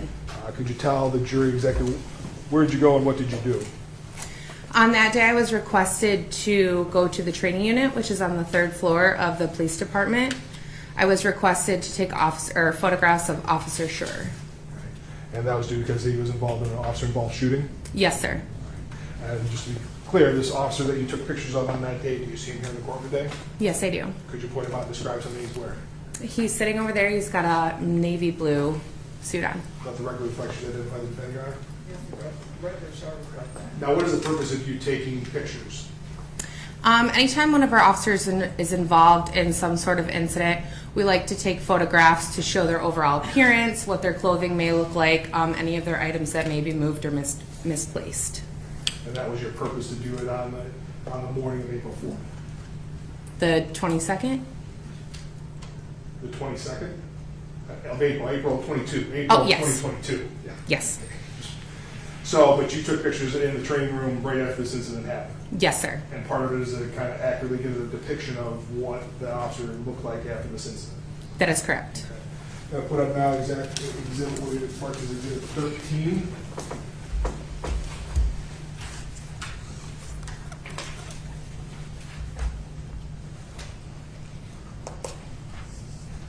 And do you recognize this? Yes, I do. And what is this a picture of? This is a photograph that I took of Officer Schurr. Can you use the dim lights, please? In terms of, that's how I'm going to ask for admission now, Your Honor. Okay, because it's been published already. Well, this is a picture that you took and you recognize this picture? Yes, I do. We have not a objection, Your Honor. Okay, to its admission? Correct. Okay, and 13 is now admitted. And there's a series of photographs, it would be 13 through 21, that are the photos you took. You took a number of photos like this on that day. Yes, I took multiple photographs. And those are all accurate depictions of what the officer looked like, his clothing and so forth after this incident occurred. That'd be correct. All right, just for purposes of that, move for the admission of exhibits 13 through 21 then. 14 is admitted, but any objection to 14 through 21 being admitted at this time? Hold on, I just gotta look at it real quick.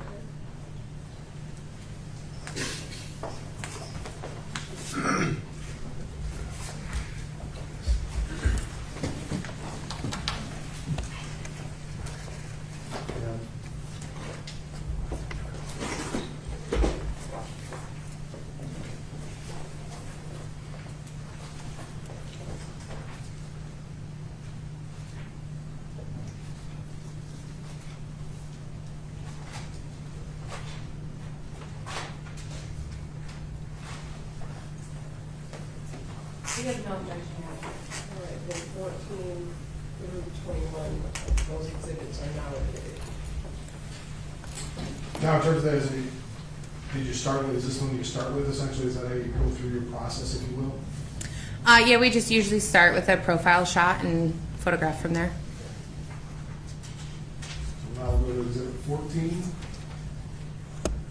And you recognize this? Yes, I do. And this is, can you describe exhibit 14? This is a photograph of the entire front of the uniform. Exhibit 15, what are we looking at here for the record? A side profile. Which side are we looking at? His left. To be clear for the record. Sorry. We can all see it, but. Now exhibit 16. The right profile. Exhibit 17. In the back. Exhibit 18. Those would be the tops of his hands. Exhibit 19. That would be his right wrist. Now, especially, why do we have this, it's a kind of rule around here? What is the purpose of that? So when an officer is involved in an incident, we usually ask if they feel like they have any injuries because we want to document those. He did indicate to me that his right wrist felt sore, and when I examined it, it looked a little swollen, so I used the scale to highlight that and photograph it. Okay. There's a laser pointer up there. Okay, where is this? Can you show where the swollenness is? To me, it appeared red in this general area and slightly swollen. The exhibit 20, what are we looking at here? That would be the inside of his hands, the palms, And finally, exhibit 21, what are we looking at here? the left side of his face. Why do we take a close up to the left side of his face? If you can see, and I'll use the laser pointer, there appeared to be some dirt and debris kind of here and here and here. Okay. So there's just dirt and debris on there, so you want to get a close up view of that. Yes, sir.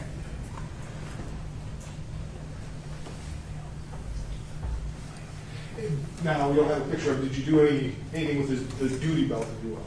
Yes. What is the duty belt? What exactly is that?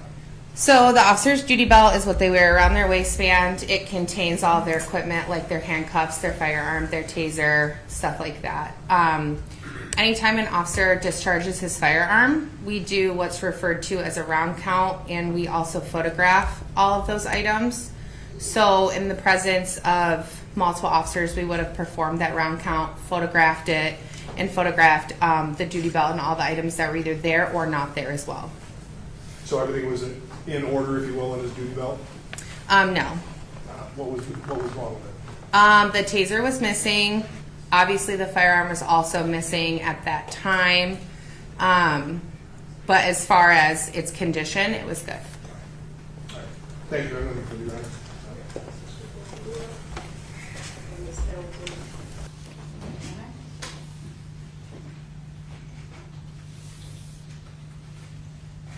Good afternoon. Good morning. Good morning. Afternoon. Sorry. So you took photos of Chris on the day of the incident? Yes, I did. Okay. And had you talked to Chris, or did you know Chris before the date of the incident? Yes, I did. And you talked to him that day? I did. Okay. Did you notice anything about his demeanor that day when you talked to him? Yes. Can you tell us about that? Normally, Officer Schurr is outgoing, happy, kind of just overall excited to be at work, I would say. And during this, or after this incident, he was just quiet and didn't really speak very much. Okay. And during your interaction with him, you photographed, and we saw some of the injuries that you had photographed. Was there anything in the photos that you haven't had a chance to explain about his injuries that you were aware of that day? The overall photographs for me were more to show the mud and debris on the uniforms, and then on his hands as well, there appeared to be minor scratches. And you mentioned that you conducted round counts? Yes. And you were present for that? Yes. And why do you conduct round counts?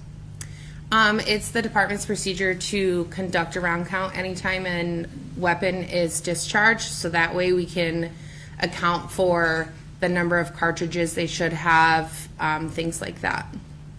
And with the firearms, is it true that during high-stress situations, officers typically do not remember how many rounds are fired?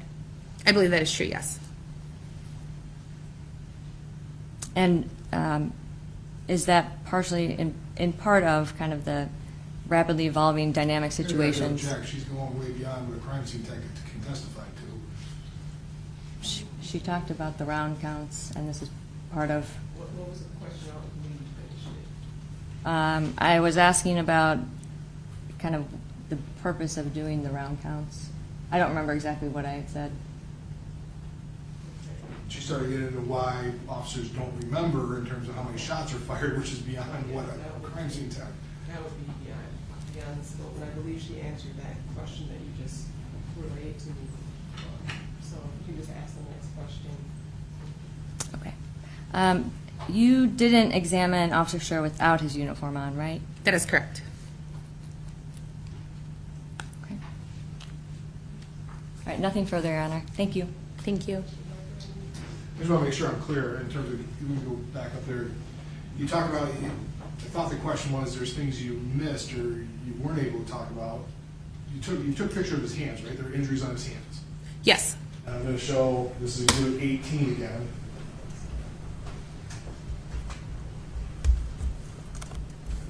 So these are the injuries you saw in his hands? Yes. You didn't miss anything, there's no other, you weren't allowed to stop and take any pictures or anything on his hands, right? No, they are shown in the photographs. We just did not discuss. Okay, that you didn't discuss it, but these are accurate to the injuries you saw. Correct.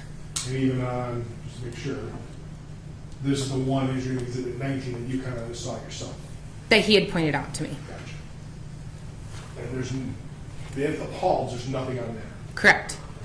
Just want to make sure that it wasn't like there was something you were missing or you didn't take any pictures of. I have nothing further. Ms. Hamilton, anything else? Nothing further, Your Honor. And I don't see any hands raised on the jury. May this witness be excused? Thank you, Your Honor. No, that's, thank you very much. Thank you. And Mr. Becker, you may call your next witness. Can we take a little break, Your Honor? I think there's one thing, kind of went ahead of schedule too. I think I got one witness I can't, but I just want to go on real quick once we get going here. We may want to bring up something with you, Your Honor, too. Okay. All right, so we'll take a break. I'm not sure how long, maybe 15 minutes or so. It'll be our afternoon break, so we're going to take it now. It's a little early, but meanwhile, please remember to leave your notes upside down in your chairs and that you're not to discuss the case with each other or with anyone else, and no checking out social media or any media reports. And we'll see you back in a few minutes. All right, please.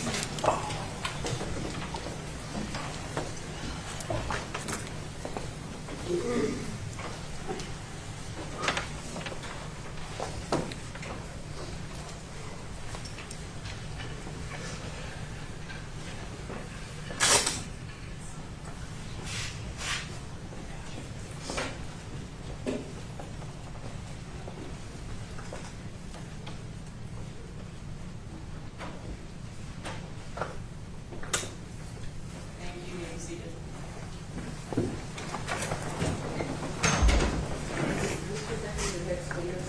Well, it's going to be Detective 2, and I guess going to what the defense brought up before, the court, after I listened to the court's ruling, there's a little bit of confusion here, because I think, the victim's intent is part of this case, and we have talked about it, and I think the ruling the court had earlier was that you couldn't just bring up every conviction, every bad thing the victim's ever done to show that it is that's why he did what he did. We don't know why he did what he did. And so I think, and so I just want clarification that, the detective can testify, but I don't think that opens the door for them to bring up every single conviction the victim had to kind of show we don't know why he did. So the ruling seemed to be a little bit broader than I understood it initially, and so I just wanted clarification because this Detective 2 is my next witness, and the court's going to let him get into it. I guess it's probably a good time to get a full ruling.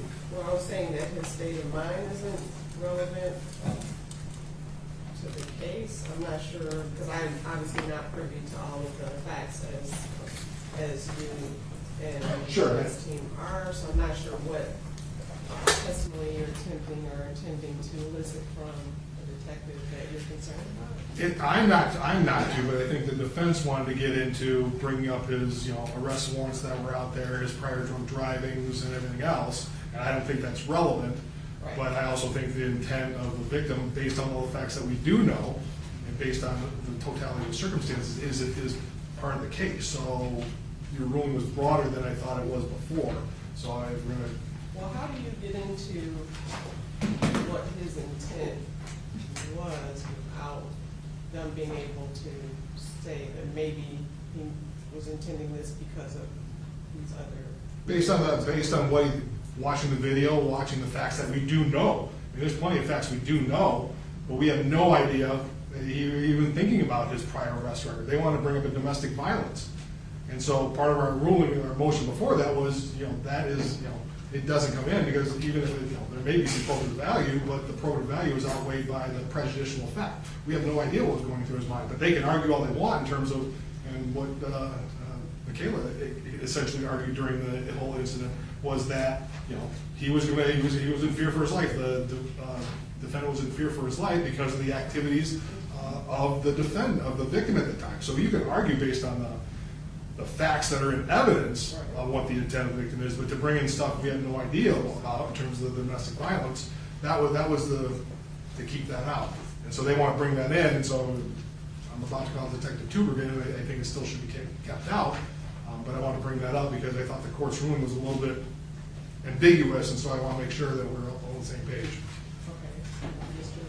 Lyoya? Thank you, Your Honor. And I know the court's heard these arguments before, but the reason we want to bring in things that might have affected Mr. Lyoya's state of mind is because the prosecution in its opening said that Mr. Lyoya didn't intend to harm anybody by doing what he did. That his purpose and what he was doing, whatever we see on the screen, they've argued now and they've elicited testimony about what was in his head. And so we want to be able to explore that maybe it wasn't some innocent explanation for why he was fighting. And we think that the fact that he's got open warrants, he's on probation, he knows he's in trouble, is what we want to argue on. If they get to argue that he's a pacifist, we get to argue that he's not. And if they get to put on evidence that he's being innocent, he doesn't actually want to hurt anybody, we get to put on evidence that he does want to hurt somebody. And so we're just asking for the opportunity to address the prosecution's arguments that he made in opening during the course of the case.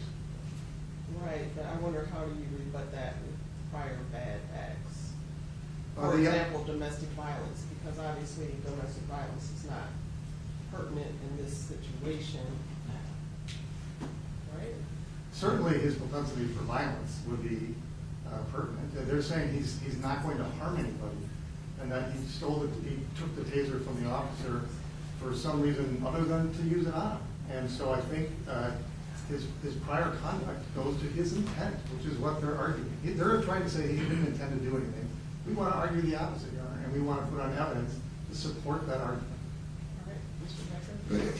But the whole basis, they don't have no idea why he did what he did. That's the thing. The intent is based on what happened in the scene. They can watch that. This is just trying to drag him through the mud in terms of throwing all these prior convictions. And it's not, my argument is based on the facts that we know at the time. You can't just drag in every bad thing this person's ever done and say, well, he could have. There's something in between everything he's ever done and whatever they're trying to, or whatever testimony they're attempting to elicit. And we talked about that. We talked about he was drunk driving, he was, didn't have a driver's license. There's plenty of reason you can argue about what that is, but we have no idea if he was even thinking. He didn't even know. We talked earlier in the ruling is that he had no idea that there may have been a domestic violence warrant out for him. So that's the difference in terms of what was inside his mind. They can argue all they want about why he wanted to do things based on the facts that are in evidence, not dredging up bad acts that were not properly filed under 404B. And again, I'm not as familiar, so there was apparently a domestic violence warrant. Can I just, we're not trying to get into prior convictions. There's a lot of them from years ago. What matters, what's active that morning, what's in his mind. 3 days prior, aggravated domestic violence out of Wyoming Police Department. Victim transported by ambulance, active warrant. Well, I guess what... 2022, Kent County Prosecutor's Office issued a summons, failure to stop at scene of property damage accident. That was active. Right, but what date?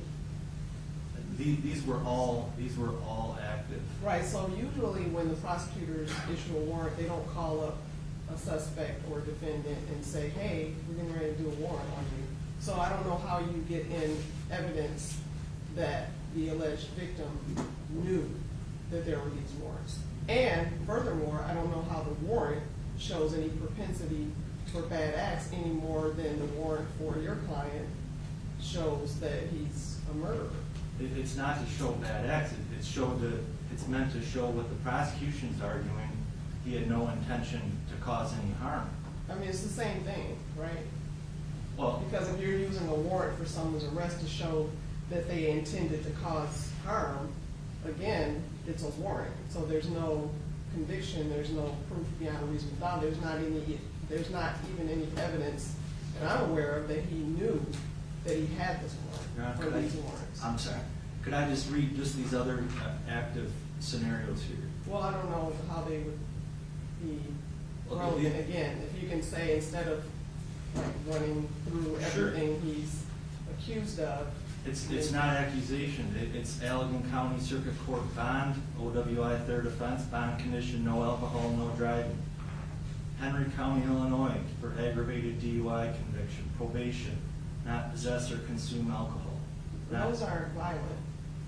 Right. So again, intent to use, because Mr. Borgula just mentioned that he wants to be able to put on something to show that his intent may have been to take the taser and use it potentially against your client, but none of those that you just listed, even though I stopped you, have to do with an intent to harm someone. Yeah. And the fact that he had been drinking and driving was elicited, I believe, from a couple of witnesses. Right, and I think it's twofold. One, Mr. Lyoya had several active warrants, probation, bond conditions that would indicate what he was doing that morning was unlawful and would show why maybe his intentions were different than what Mr. Becker has proposed. Secondly, there are several violent domestic violence conviction histories which could go to violence as well if the prosecutor brings up that his intentions wouldn't be to harm him. So, or as the first witness testified, he was a really good person. So that's why we're arguing the door's been open and we should be able to get into it. Whether he's good or not is not relevant to this case.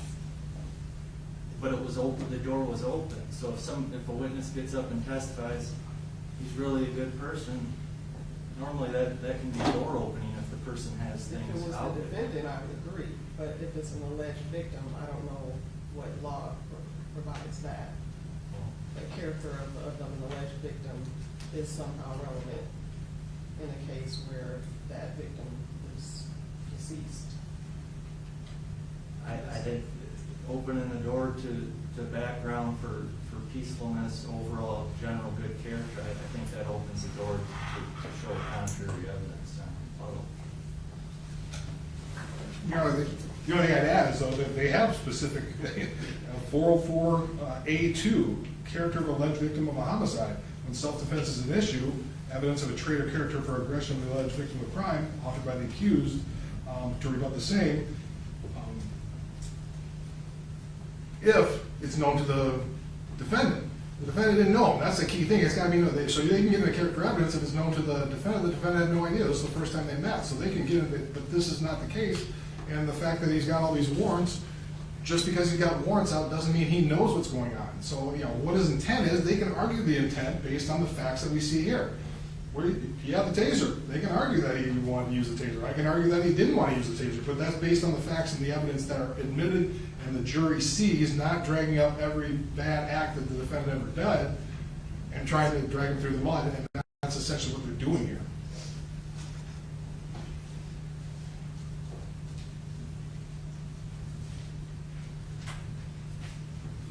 Anything else? We only bring it up, back up at this juncture because we feel the door has been opened by the prosecution.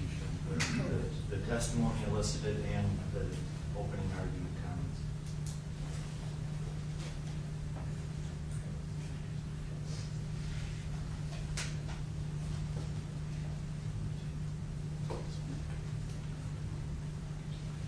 And I'm not sure how far Mr. Becker, you're attempting to go in this regard at all. Or are you trying to go anywhere, you just don't want? I'm not going anywhere. I'm not planning getting into it. It's just that the defense brought this up. They want to do with Detective Tugri, and so I thought, you know, he's my next witness, so we're going to clear this up beforehand because then there was a question in my mind. And I don't see where it would be relevant at this point. I don't believe that the door has been opened under 404. Because I do believe that it would need to be known to the defendant at the time, and apparently, I mean, there's no evidence that he was aware of it. I mean, suppose that could come up later, but so far it hasn't. So I believe it would be inappropriate to get into the defendant's criminal record with the next witness. Thank you, Your Honor. Thank you. And then, I don't want to deprive you of a break. So, and they would have had a break already, and So I would. Take a little break, because I think, really, we got Detective Tugrian, which I don't think will be too long, and Dr. Cole, but he's not gonna be here till 3. So we're gonna take a little break here, and then once, hopefully we'll get here, we can roll right through. Okay, but the detective's here. Right? He is, right. Okay, so it's 2:27 now, so what we'll do is we'll break for another, I'll say 10 minutes, and then, so we'll come back at 2:40. Thank you, Robert. So you all can recess. All rise, please.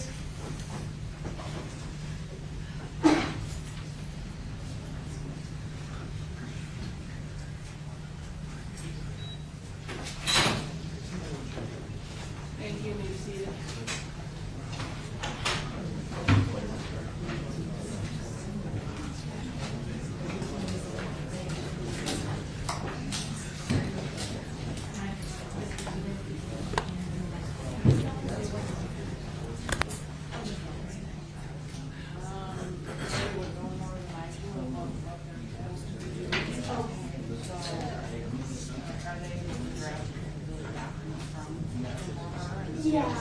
Yeah, it was just hard that her not being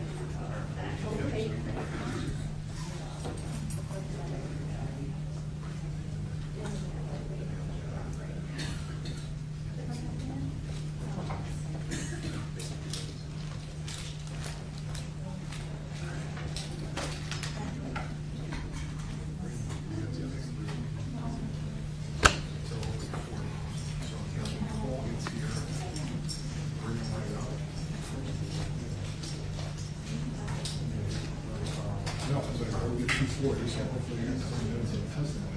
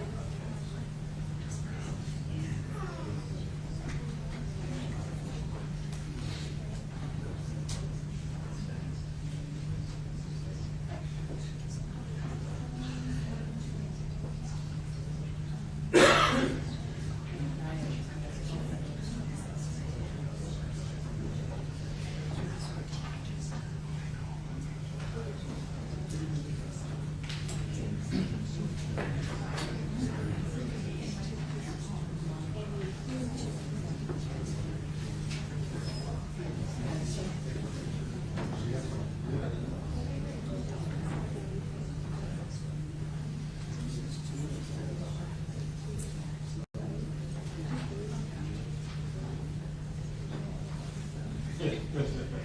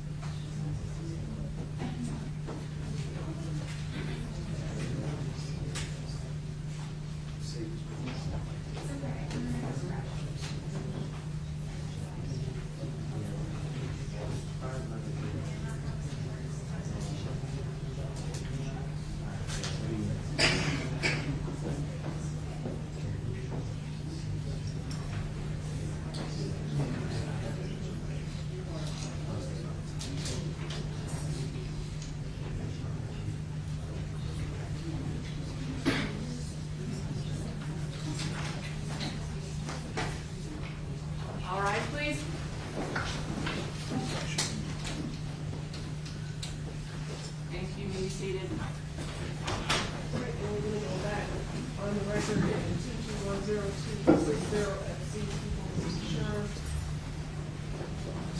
All parties are present, and is there anything we need to address before the jurors come back in and the people? No, let me just, you just gave me some exhibits. Can you take a second real quick? Okay.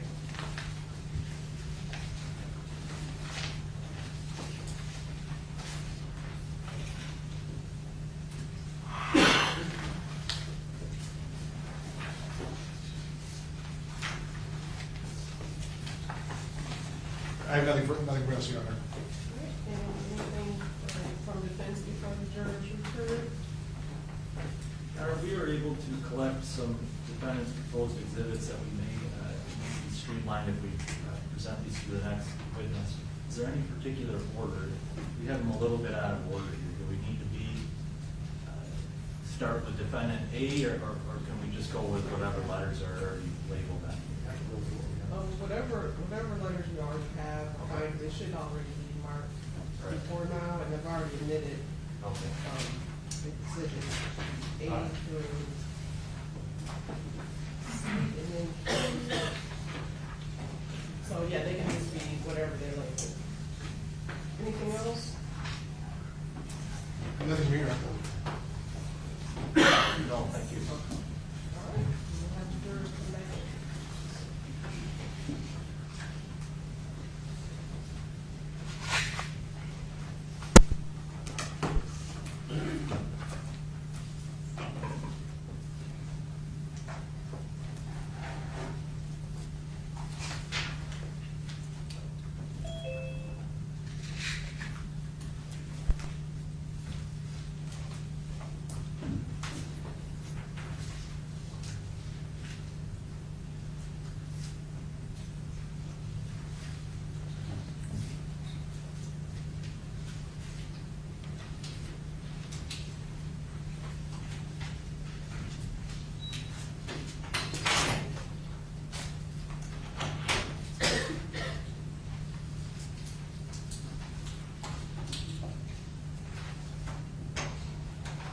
All rise.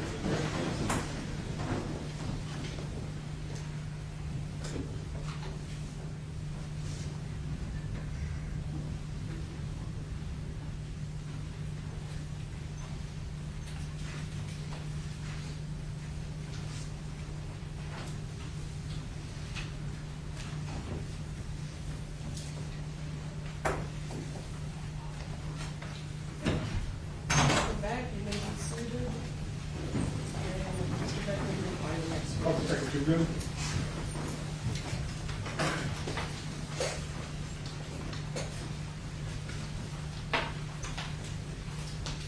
Hello. And before you take your seat, if you please raise your right hand, my purpose, swear you right. Do you solemnly swear that the testimony you're about to give in this matter will be the truth, the whole truth, and nothing but the truth, so help you God? I do. Thank you. You may be seated. Whenever you're ready, Mr. Becker. Sir, could you state your name and spell it for the record, please? Yes, my name is Detective Sergeant Aaron Tubergen. That's Aaron and Tubergen. And what agency are you Detective Sergeant with? The Michigan State Police.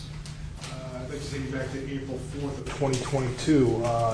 How did you get involved in this case? Maybe that's a kind of a broad question that you can go with. How did you get involved? Yes, I was at home. I wasn't scheduled to work that day. I received a call from my supervisor, my detective lieutenant, who informed me briefly that there had been some sort of officer-involved shooting in the city of Grand Rapids, and he asked that I respond to the scene.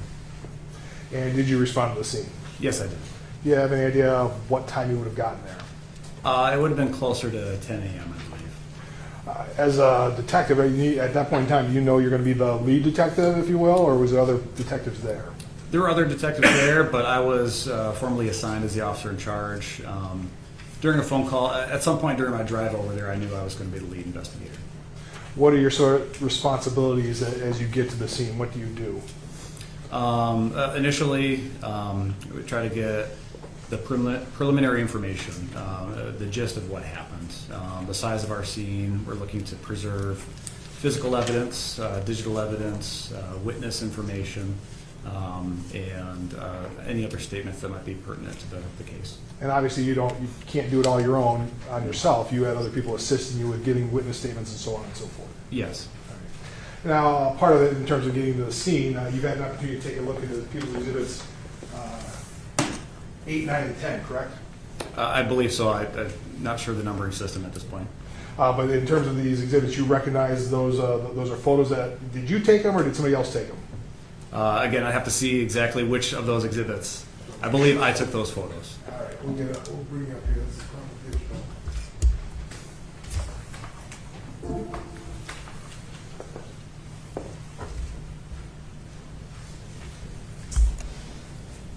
Oh, okay. Evidence.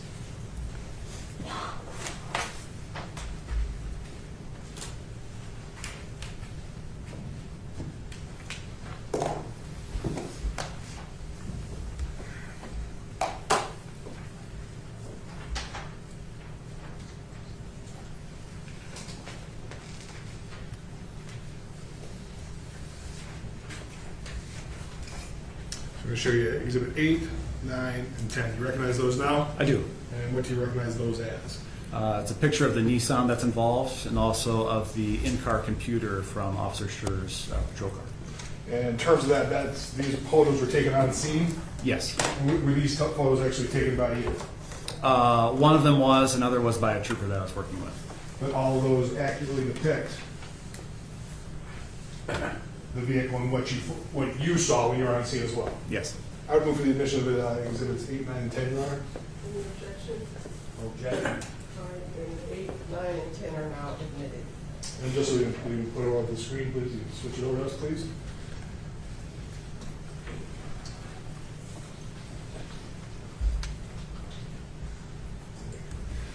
So looking at Exhibit 8 here, this is the car that was involved in the incident, correct? Yes.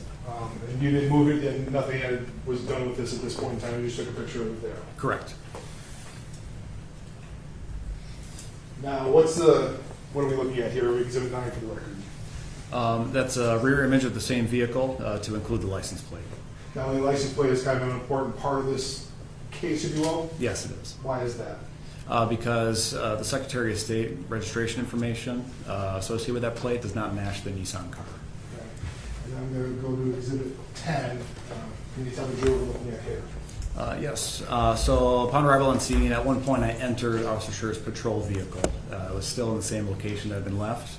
I noticed that his in-car computer, which most patrol cars have, was on and open at the time.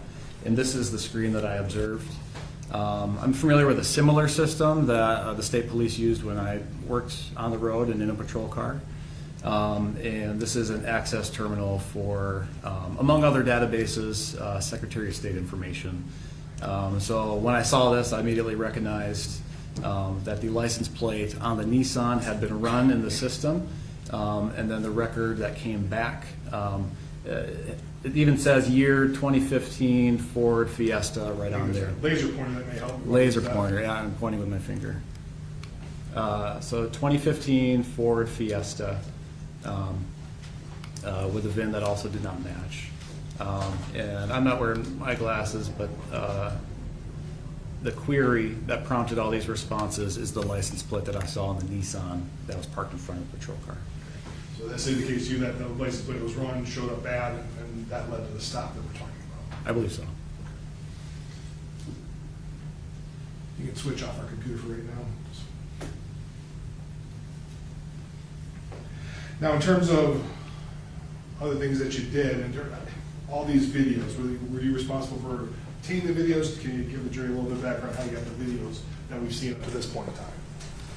One of our primary goals, and one of my primary goals, was to preserve all the digital evidence involved on the scene. I would receive assistance from my partners in canvassing the area, looking for doorbell cameras, security cameras. We were aware that a body-worn camera and a dash camera were also involved. Early on, learned that the cell phone video may also exist. So I made efforts, either myself or through my partners, assigned them to preserve, locate, and obtain those videos. So one of the things you talked about was a doorbell video. We haven't seen one yet. Were you able to find a doorbell or security camera video from a house in the area? Yep, I was informed by one of my counterparts at GRPD, a detective, that they had obtained some short video files from a doorbell and security camera system from a residence across the street from where this happened. And so did you go about to obtain that to make sure you had anything that actually showed what happened? Yes, I requested those be sent to me, and I received those while I was still on scene. And you've had an opportunity to review that, and that would be People's Exhibit 11 then? Yes. Now to go back to that for this. Before we get into it, it's kind of divided up into 3 separate films, if you will. Are there 3 different videos? Can you explain why it's like this? I believe initially I received 17 separate clips. That extended long before the incident and also after the incident. A lot of the videos were overlapping, redundant to each other, but only a few actually captured really the main incident at hand.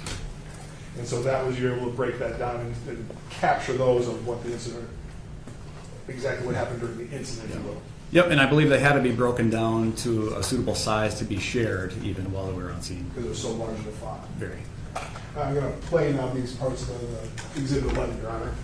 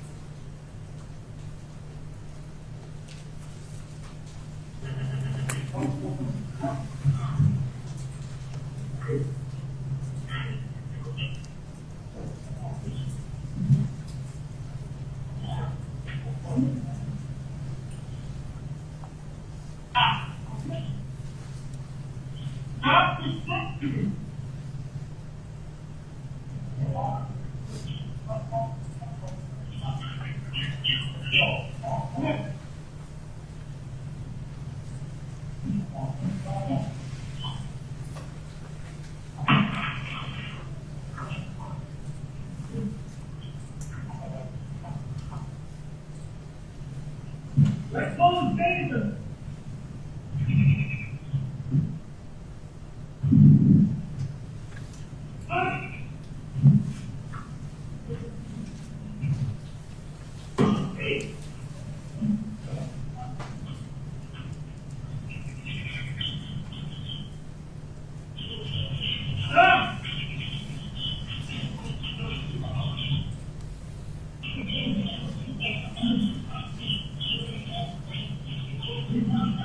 No!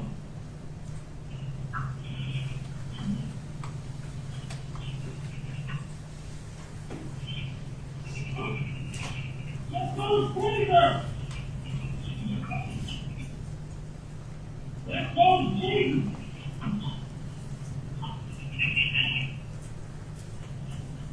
Taser.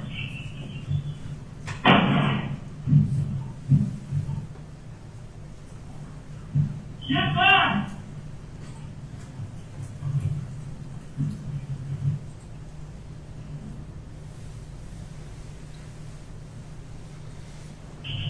Stop.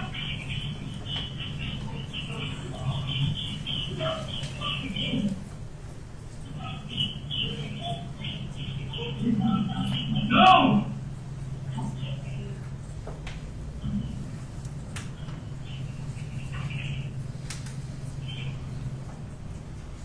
Let's go, Taser! Let's go!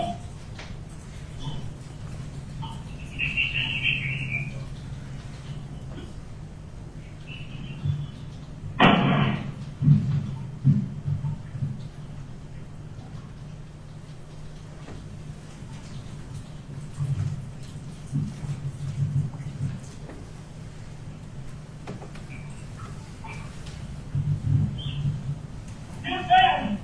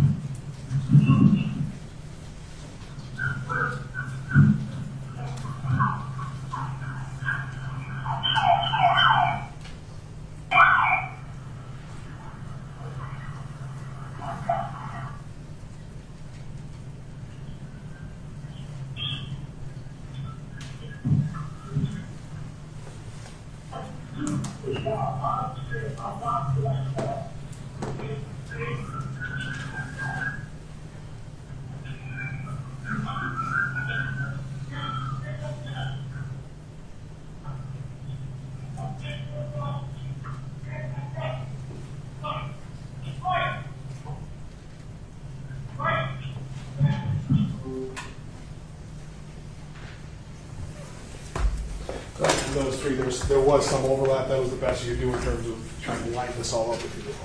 You're correct. In terms of when you get to the evidence, part of what you do is seize things that are on site, correct? Correct. I'm going to show, was it marked as Exhibit 25?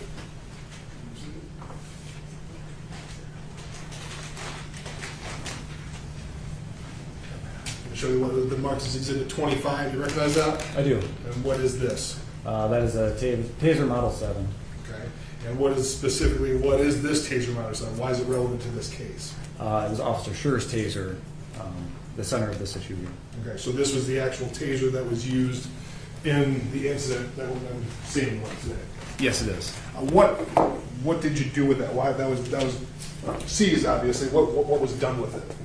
I observed it on scene when I arrived. It had not been moved by MSP prior to my arrival.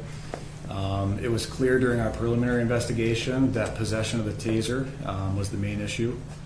And not knowing what other evidence was going to come to light, we wanted to preserve that for fingerprints and touch DNA evidence.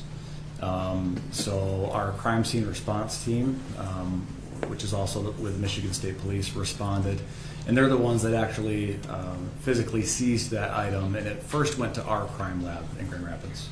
And that was to get the fingerprints and so forth? It was. At some point in time, do you kind of figure out that probably wasn't necessary to try and figure out what was the Taser? Once we were able to get some more of the videos, it was clear. We would expect Mr. Lyoya's fingerprints and DNA to be on the Taser.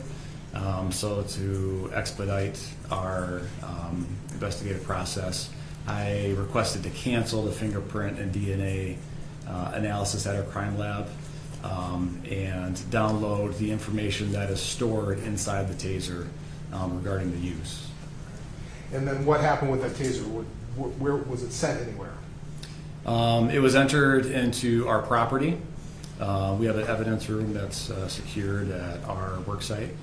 I requested one of my partners bring it back to the Grand Rapids Police Department where the information on the unit could be downloaded into a report. My partner facilitated that. We then took the device and we shipped it directly to the manufacturer to Axon for further analysis. And so they could take a look at it and see if it was essentially operating correctly and take a further, more in-depth look to that, and as well as the body cam?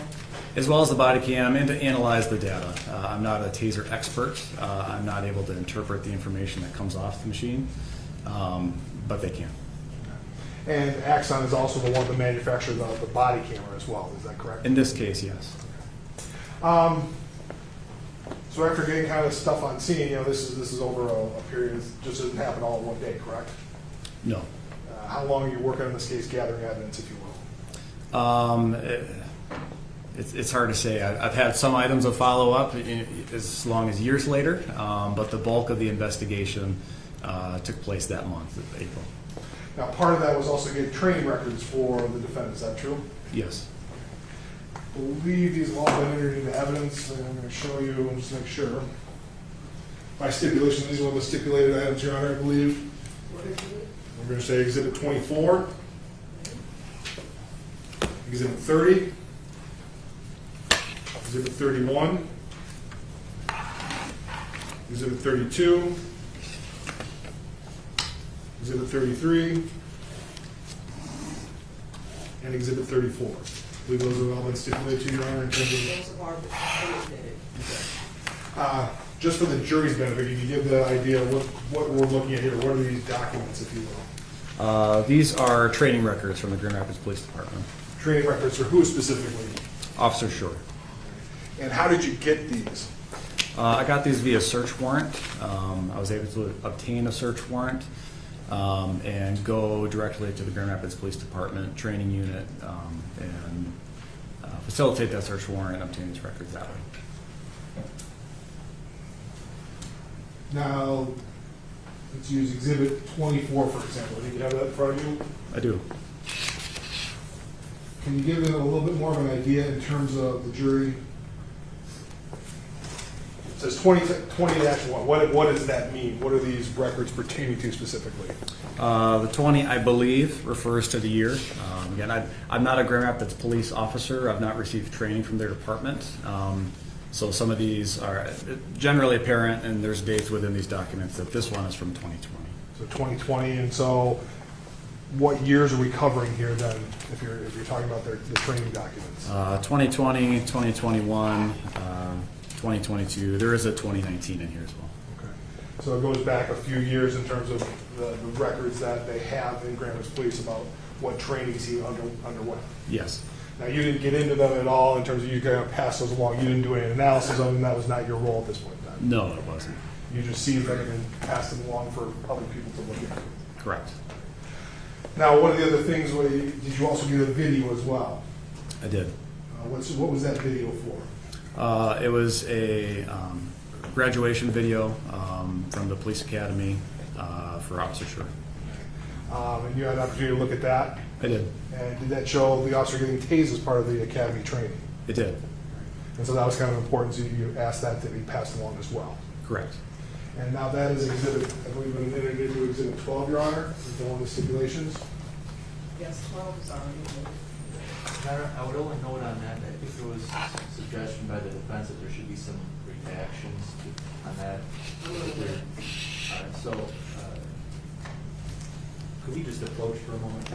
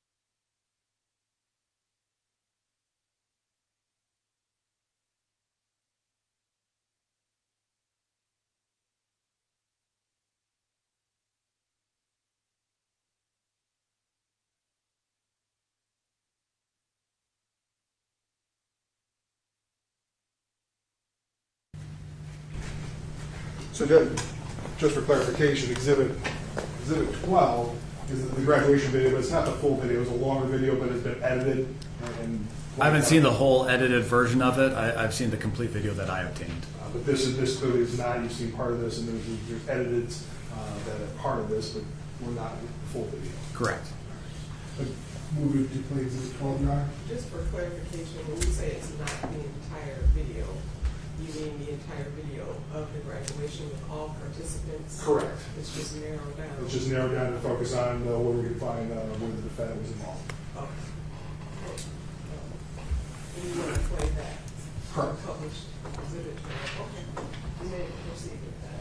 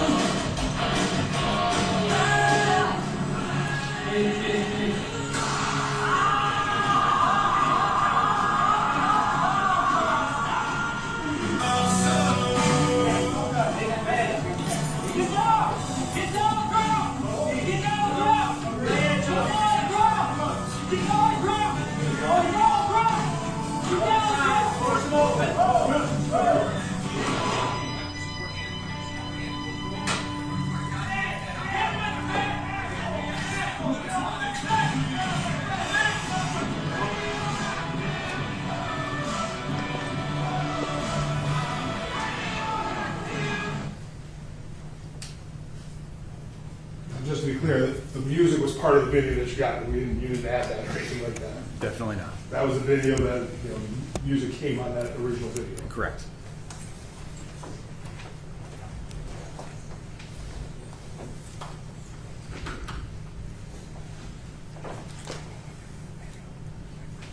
I have nothing for you, Your Honor.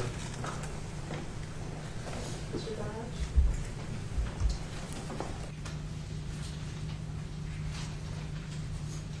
Good afternoon, Detective. Good afternoon.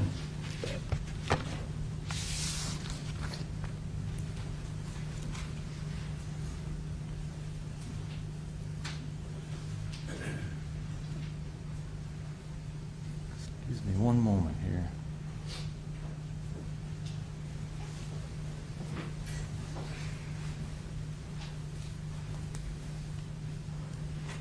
So, Detective, you mentioned that there initially was going to be a request for fingerprints and DNA to be conducted on this taser here, correct? Correct. But that request was ultimately canceled? Yes. And because from the video it was apparent that Mr. Lyoya had possessed the taser, is Yes. that correct? And just in regards to a taser device here, do you carry a taser at times with you on duty? I do not. You ever? Not anymore. Okay. But when you did, does the taser that you would carry have some differences?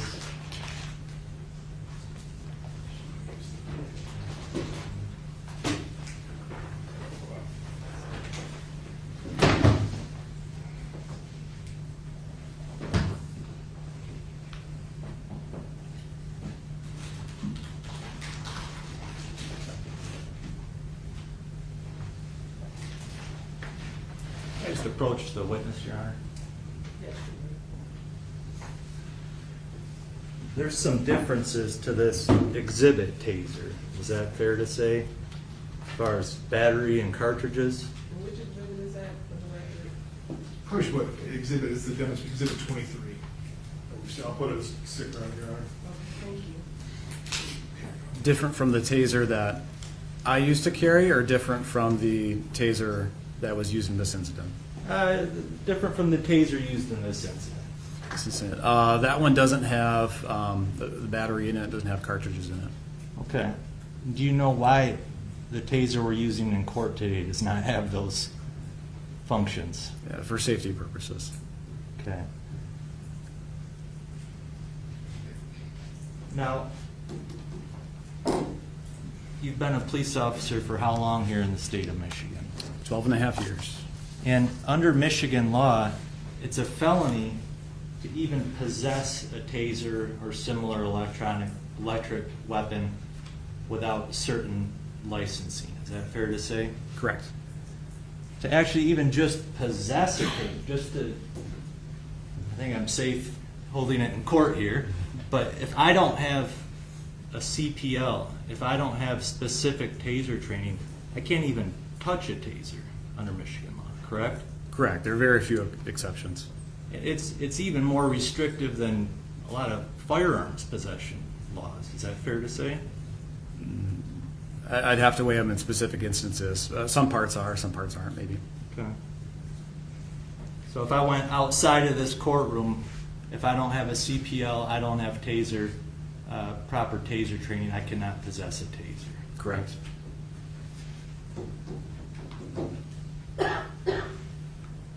When Mr. Lyoya possessed this taser, that was a felony violation, correct?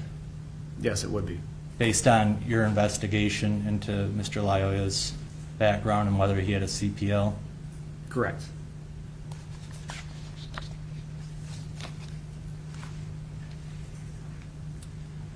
Now, I just want to go through some of the exhibits with you.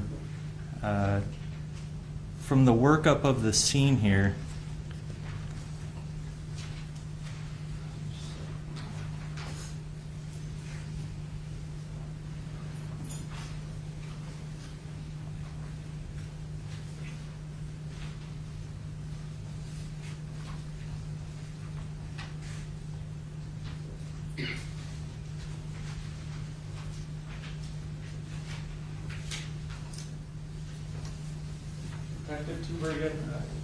you responded to the scene of this incident sometime soon after, is that right? Yes. Approximately how long after that you responded? I may have been on scene an hour and a half after it occurred, give or take. Okay. And did you have the opportunity to, I think you've already talked, you admitted some photos, to see the Nissan vehicle where it was at the time this incident happened? Yes, I did. And then after, sometime later, does the vehicle get taken elsewhere? Yes, it was towed to our 6th District headquarters at MSP. Now, did you yourself or other MSP personnel take photographs of the Nissan both at the scene there and then also back at one of the MSP facilities? Yes, we did. Sir, could I just, Your Honor, could I just approach the witness with some defendant's proposed exhibits? Okay, you can state which ones they are for the record. Like I have defendant exhibit L1, L2, L20, and L15. Now, the parties have stipulated to these exhibits, do those appear to portray the vehicle at the scene or at the MSP facility soon thereafter? Yes, they do. And does that depict some of the contents within the Nissan? Yes. If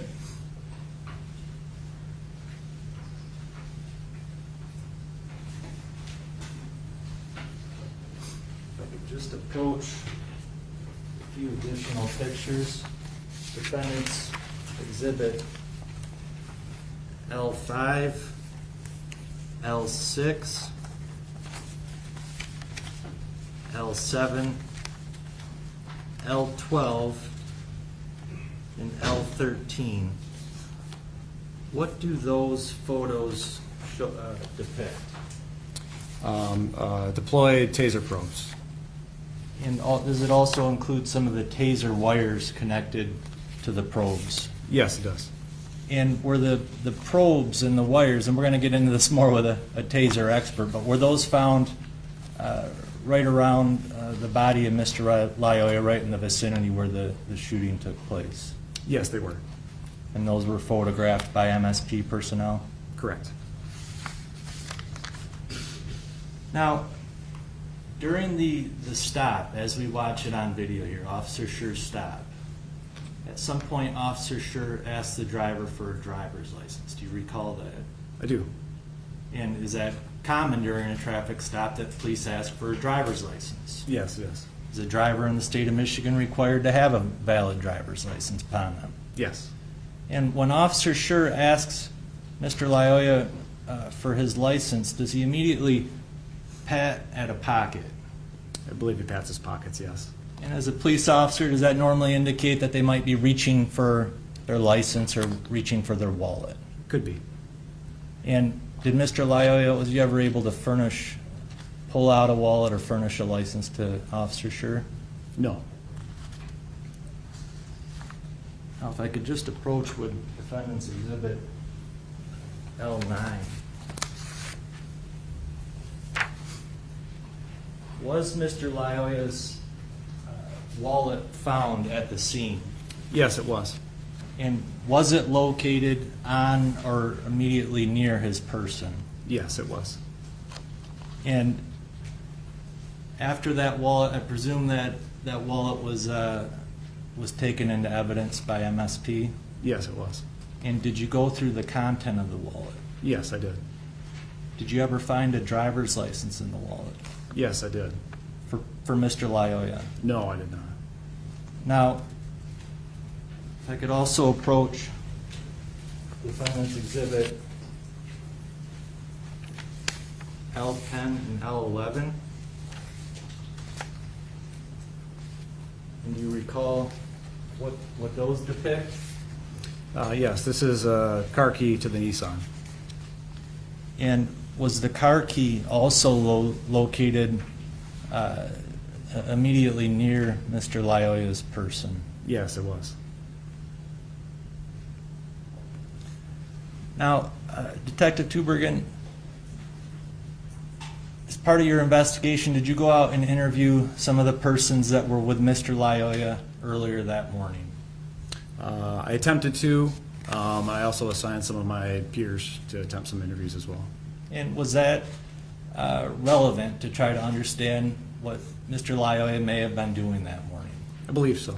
And could that have potentially shed some light on Mr. Lyoya's actions that morning? Potentially could. Did you also look into Mr. Lyoya's just his general history? I did. And driver's history?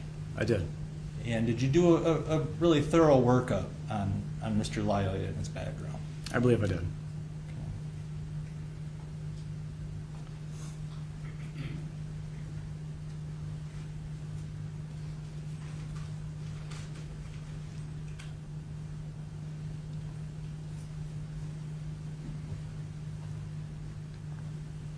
Now, from your observations of the video, did Officer Schurr give Mr. Lyoya several police commands? Yes, he did. And did Mr. Lyoya fail to follow those commands? Yes, he did. And did Mr. Lyoya resist arrest? Yes. And did Mr. Lyoya shove or push at Officer Schurr at times? It appears so. And are all of those felony law violations under Michigan law? Yes.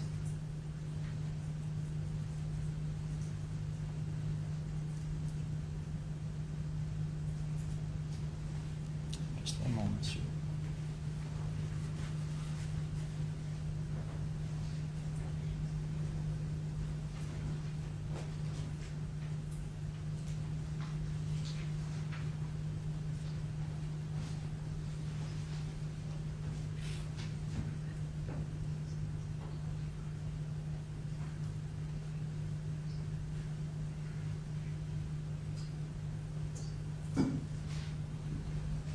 We would move to admit the exhibits referenced. That would be L1, L2, L5, 6, and 7, L9, 10, 11, 12, 13, 15, and L20. Those are the ones you just showed me before? Yeah. Okay, no objection. And those exhibits will be admitted at this time. That's all the questions I have right now. Thank you, sir. Thank you. No follow-up, Your Honor. And I don't see any hands raised on the jury. May this witness be excused, even though he's just gonna go to the table. You may, Thank you very much. You may step down. Thank you. Quite a pile. Call Dr. Stephen Cole.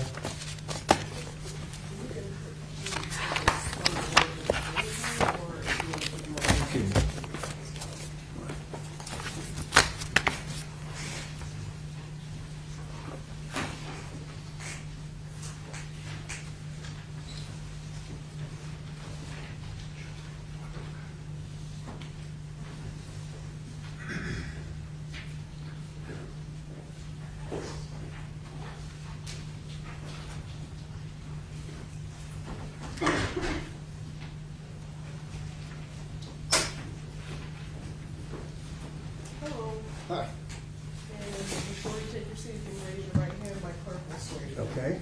Do you solemnly swear that the testimony you're about to give in this matter will be the truth, the whole truth, and nothing but the truth, so help you God? I do. Thank you. You may be seated.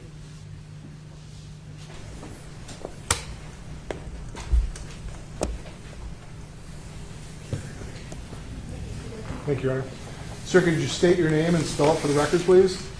Yes, Stephen with a PH, Cole, C-O-H-L-E. Could you tell the jury what you do for a living? Yes, I'm a forensic pathologist. And what is a forensic pathologist? Well, a forensic pathologist is a physician who specializes in the investigation of sudden and unexpected deaths and violent deaths. Those are the main categories. And we do so by obtaining information, if it's available, about how the death occurred and where and so on, circumstances of death. The second thing is we examine the individual externally and look for a number of things, including injury, height, weight, and various physical features. The next thing we do is we do laboratory testing, which can include x-rays if needed. And finally, when we have all of the information back and we have completed our report, we certify the death as to the cause and manner of death. And sometimes there are other questions that may come up that we also try to make observations about that may be relevant to the death. Could you give the jury a little bit of your educational background? How do you become a forensic pathologist? Well, first you have to go to medical school. So I attended medical school at the University of Missouri at Columbia and graduated there. I then trained for 4 years in pathology at Baylor College of Medicine in Houston, Texas. For the year after that, I trained in forensic pathology at the Institute of Forensic Sciences in Dallas. And following that training, I was hired to come work here in Grand Rapids, and I've been here ever since. And ever since, how long have you been here? Since 1982.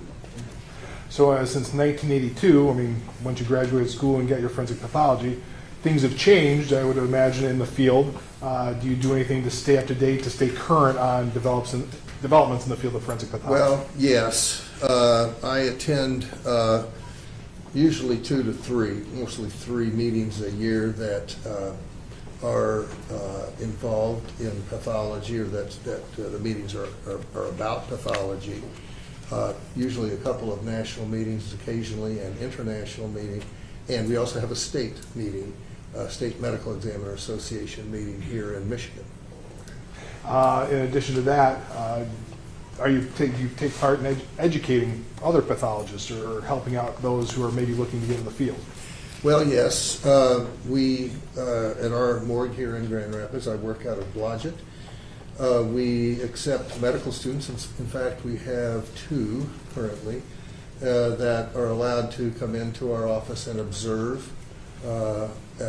If it weren't crowded today, I would have brought them to court, because that's part of the deal, is showing them how the system works and how our autopsies fit into the prosecution of cases and so on. I've also lectured from time to time at state and national and occasionally international meetings. Now, in terms of being here since 1982, can you give the jury an idea of how many cases have you handled? I mean, I guess per year, give us a ballpark idea. Well, I'd say probably total about 10,000. It's usually been about 200 to 250 cases a year, sometimes a few more. Now, when you say cases a year, those are 250 autopsies you were performing on a body? Yes, autopsies. Now, are you only for Kent County? Well, I'm the chief medical examiner for Kent County, and in that regard, we do all of the autopsies, the forensic autopsies that occur in Kent County. We do them at Blodgett. There are two of us. I have a deputy chief medical examiner. We also do autopsies for other counties if they choose to use our services. That can include Ottawa. I think we have probably 9 or 10 other counties up to the UP. We do Sault Ste. Marie, Mackinac County, Emmett County, and a bunch of other smaller counties in northern Michigan, and we do Branch County in southern Michigan. So in terms of doing all these autopsies, I'm assuming you've been qualified and expert in the field of forensic pathology before? Yes. Can you give the jury an idea how many times you've been qualified as an expert? I would say probably 600 times. And is that just in Kent County, or is that in other places as well? Well, other places as well, mostly in Michigan, but a few other states. Okay, so you've actually gone out of state and testified for Yes. cases. At this point in time, I'd like to enter his testimony as an expert in the field of forensic pathology. No objection? All right, and Dr. Polk shall be considered an expert in that field. Doctor, you had the opportunity to perform an autopsy on Patrick Lyoya. Yes. Could you tell the jury when this took place and where it took place? Yes, the autopsy took place on April 4th of 2022, and it occurred at the morgue at Blodgett.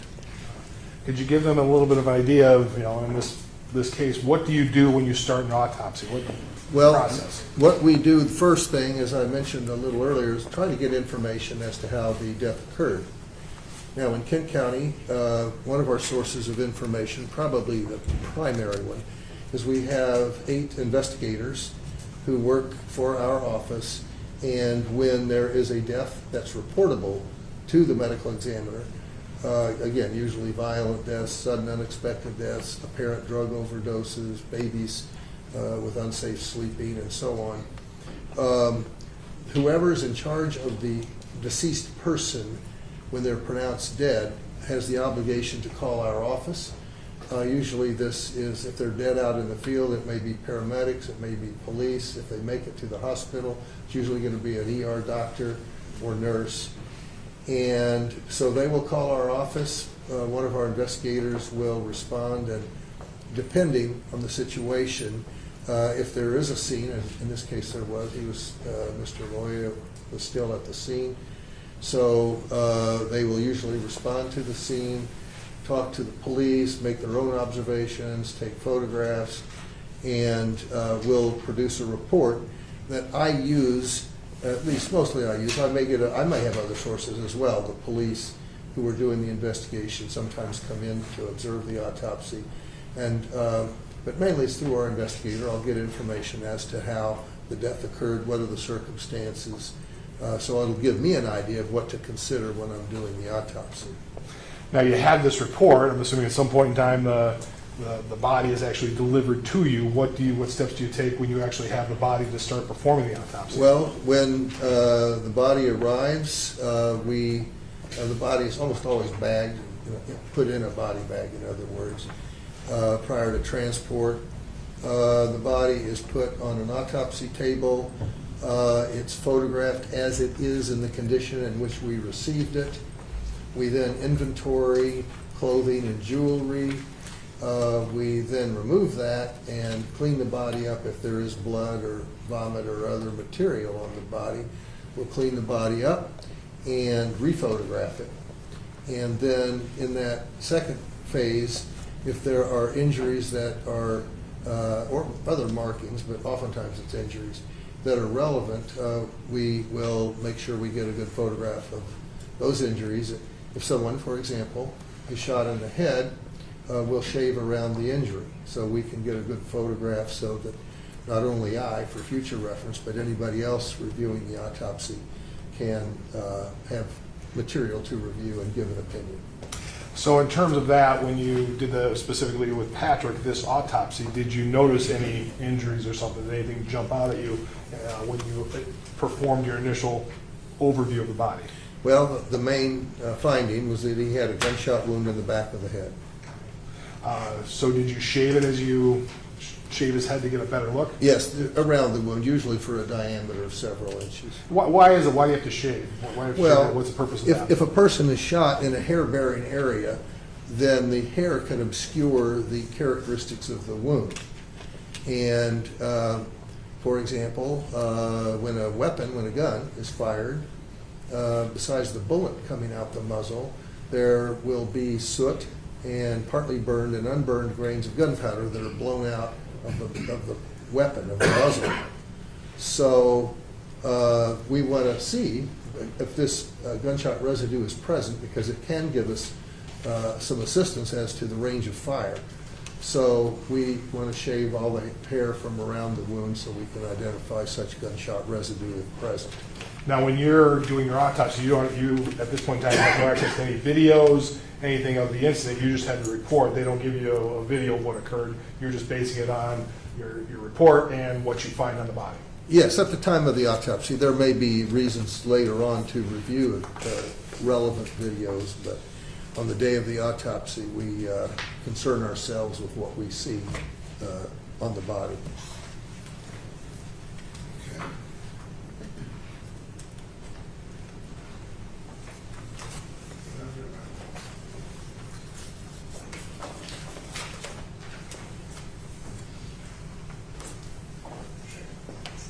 The record showing opposing counsel into the 35 that you're providing a copy. Doctor, kind of doing this newfangled way instead of printing it out. We're going to show you what has been marked as exhibit for People's 35. Do you recognize that? I do. What do you recognize that as? Well, that is the back of Mr. Lyoya's head, and it shows a gunshot wound entering pretty much in the midline of the back of the head, and then we have shaved the hair around it in order to elucidate the features of the wound. So this would be an accurate picture of the wound as you saw it the day you performed the autopsy? Yes. I move the admission of exhibit 35, Your Honor. 35 is not admitted.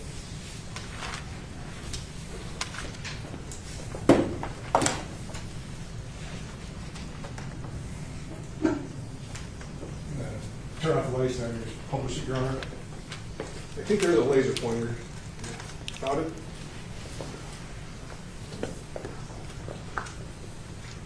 Could you tell the jury what we're looking at here for the record? Well, this is exhibit, I believe you said 35. This is the back of Mr. Lyoya's head.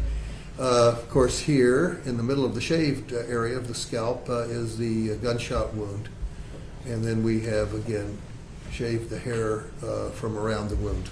Now, in terms of when you look in the wound, you talk about looking for gunpowder. Did you find any gunpowder? What were the results when you start looking? Well, usually what would happen if there's gunpowder, the weapon is not going to be in tight contact with the skin or the body. It's got to be at least a fraction of an inch, often 1 or several inches away, usually, depending on the weapon, up to 3 or 4 feet. So we're looking really, what's most important is we identify the wound, and then we're looking at the skin around the wound. In this case, I did not see any gunpowder surrounding this wound. Now, do you do microscope when you say when you look at the skin around it, you're talking about the shaved area, if you will? Yes. Okay, so you never saw any gunpowder there? Correct. What does that indicate to you? Well, it indicates generally one of two things, but it can get a bit complicated. It indicates either the wound is a distant wound, which would be greater than, say, 3 or 4 feet. That is, the muzzle to the person is greater than 3 or 4 feet. It can also mean it's a contact wound in which the muzzle is up against the head such that the gunshot residue is blown into the wound rather than being deposited around the wound. So based on in your opinion, when you have the wound like this and no gunshot residue, what do you surmise from that? Well, again, it could be, and I think it probably is a contact wound. Often when a firearm is tied up against the body when it's fired, besides the bullet and the powder and the soot, which is blown out the muzzle. There's also going to be gas from the burned gunpowder. And that may split and tear the skin around the entry wound. That did not happen in this case, just doesn't always happen.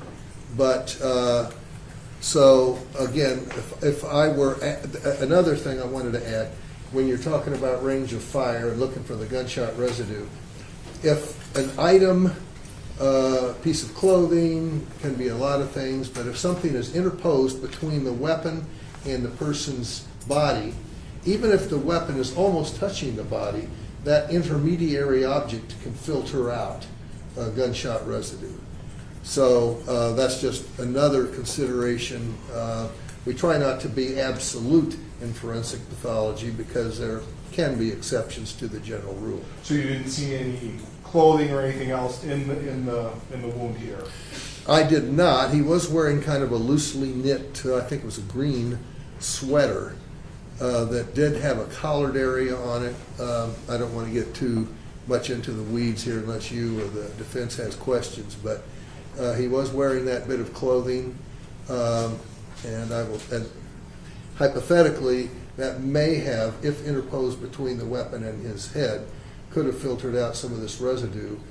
I did not identify a hole, although it was loosely woven, but at the time of the autopsy I didn't identify a hole. When I reviewed scene photographs, there was a possible defect in the back collar area, but I can't say for sure if that was, if that was made by the bullet or was already there. All right, thank you. You can turn that off now.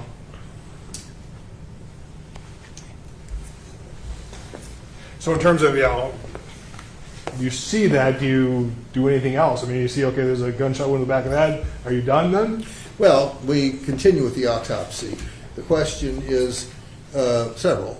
One of them is, one of the issues that we have to do is recover the bullet if it's still in them. Now, we take an X-ray, and that's, and we examine the body. So between those two, we can usually figure out if there's a bullet still in the person. In this case, there was no exit wound, and an X-ray did indeed show a bullet that had exited from the skull but lodged beneath the scalp on the right, approximately where I'm pointing to myself. And you retrieved that bullet? Yes. Now, even though you've got this gunshot wound in the head, do you still look at the rest of the body? Yes, we always do a complete autopsy, just to see if there's anything else that could have contributed to the death, or even sometimes there are fringe benefits to the family if we find a disease of the type that can be inherited, such as coronary artery atherosclerosis. Especially in a young man like this, if he had significant coronary atherosclerosis, that would be of immense importance to the family because they may be at risk for developing that and having a heart attack at an early age. So that's just one example, but we just look for anything else that may be of relevance to the family or anything else that may have contributed to the death. Or in our toxicology screening, sometimes anything that might have altered the behavior of the person to make them behave in a certain way. Now, going to that, I guess the first thing is, was there any other injuries? I guess anything pertinent, any injuries that you would have thought may have been important or caused during this incident? No, there were no, there was evidence of remote injury, but there was no, and that didn't contribute to the death, and there was no other recent injury that would have occurred around the time of the death. And I guess that's why remote means in the distance. past, healed. Okay. Yeah, over with. That's why I make sure remote to me can also mean from far away. Oh, right. No, well, I'm thinking in the medical sense, we would say. So there's some old injuries, but nothing that was recent. Correct. Nothing of substance. Right. In terms of you talking about toxicology, what did you find anything in the toxicology? Yes. The main finding was that he had a very high blood alcohol. To put it in whole numbers, it's 290. That into context, 80 or higher is driving while intoxicated in Michigan, and he was 290. Another fluid that we test that can act on a check of the accuracy of the blood for alcohol is we take the eye fluid and analyze that, and that had a level of 330. So indeed, we can confirm that he had a high level of alcohol, or particularly ethanol, at the time he died. Now, when you complete all this, you get the toxicology resorts, do you come up with a conclusion in terms of the manner of death? Yes. What was the manner of death? The manner of death in this case was homicide. And what was the cause of death? Cause of death was the gunshot wound of the head. When you say the manner of death being homicide, can you tell the jury what you mean by that? We have 5 choices for manner of death, and the medical examiner, it's part of our job as medical examiners to make the determination. It's not a legal determination. In other words, just because I call a death a homicide doesn't mean somebody's going to be prosecuted. That's up to the prosecutor. But we have 5 choices, which is homicide, accident, suicide, natural, indeterminate. And so we have to pick from one of those 5 for the manner. Those are mainly it's more of a public health issue for us as medical examiners. In other words, public health agencies such as the state or the Centers for Disease Control can take our data and use it to determine like how many deaths are accidental in the country or any population that they're studying. Okay. Any other questions, Your Honor?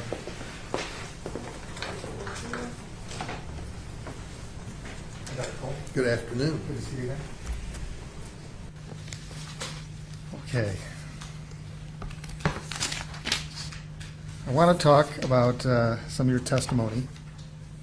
First, you indicated that the shot that killed Mr. Lyoya was in the back of the head, pretty much in the center, yes, lower, and it traveled in a straight line to the. I think it did. There was no evidence of ricochet.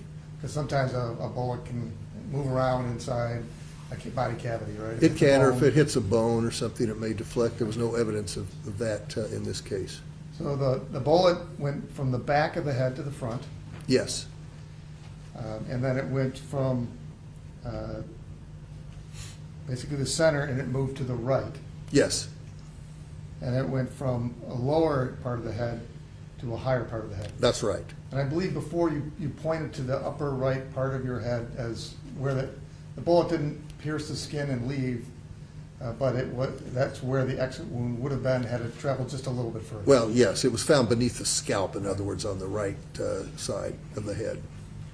So that if you drew a straight line, could you just tell the jury where the straight line would be from the entry wound to the almost exit wound? I'm not very flexible, but the entry wound was in the back of the head in the midline where I'm indicating on myself, and I recovered the bullet on the right side of the head beneath the scalp.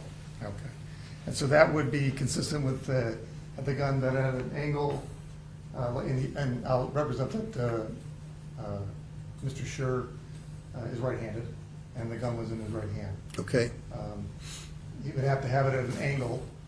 Well, either the gun's at an angle or Mr. Lyoya's head may have been turning as he was shot. That was my next question. If his head was turning, that would be consistent with someone turning to the left. Yes. Okay.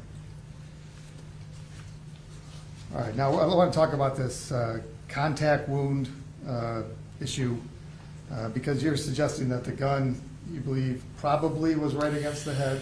Probably. But it's possible that it was not right against the head, correct?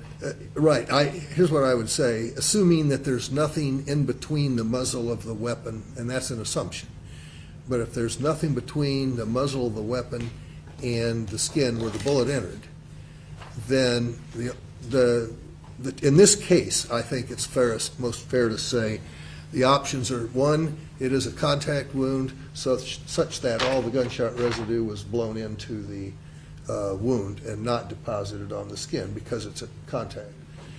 If it's not a contact, let's say the range of fire, and I don't know if you want to give hypotheticals or not, but I'll start with one.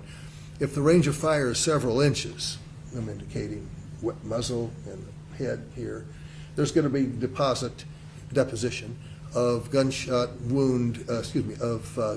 residue, including soot and gunpowder. There wasn't any, as we could see in the photograph. So another option is that something was interposed between the muzzle of the weapon and the scalp. He did have long dreadlocks. I think I estimated they measured up to 10 inches. So I think it's possible that the dreadlock or two might have gotten caught between the muzzle of the weapon and the head. It's also possible the weapon was further enough away that you wouldn't find gunshot Well, residue. if it were, and again, I wasn't there, I have information that I was given, but let's just assume I don't have any information. Sure, if it's beyond the range of deposition of gunpowder, which is, again, usually 3 to 4 feet with a weapon like this, a 9mm pistol, then I would say, yeah, it could be. It's consistent with that. Okay. And you didn't find any gunshot residue on his scalp, correct? Right, correct. And you found none on the clothing? I didn't see any. I did submit it to the laboratory. Okay. Now, you mentioned that you looked at some of the crime scene photos. Yes. All right. I'm going to show you what's been marked as identification as L23.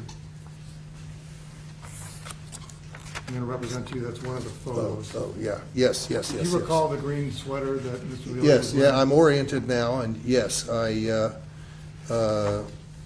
sweater and the collar, which could have been interposed, are shown here. And yeah, because you mentioned in your testimony that there might have been some damage to a piece of fabric that could have maybe been in front of the bullet. It could have been interposed between the bullet and the scalp. And is this what you're talking about in L23? Although the jury isn't seeing it, yes, I'm pointing out to you that there's what could be a defect. I just can't tell, which is why I submitted the clothing to the lab. Okay.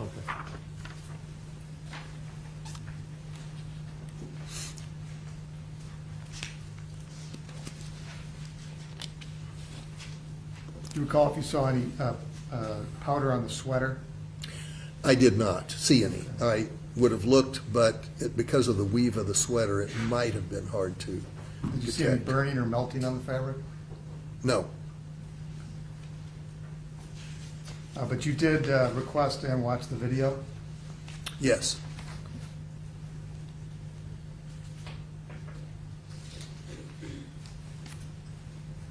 Now, you indicated that on your direct testimony that Mr. Lyoya had a blood alcohol level of 290. Yes. And a vitreous ethanol level. I think you said the eye level. Well, vitreous is eye fluid, so it was 330. Yeah. Is one more accurate than the other? Well, blood is a little more accurate because that tells you exactly the level of alcohol in the body at the time the person died. Basically, a given level of alcohol in the blood will equilibrate. In other words, eventually it'll be the same level in the eye fluid. However, because of the time passage that it takes for that equilibration to take place, if someone drank, say, 2 hours ago and got a level of 100, it might take 2 hours for that level of alcohol of 100 to get into the eye fluid. By that time, the blood level's going down because the body's metabolizing the alcohol.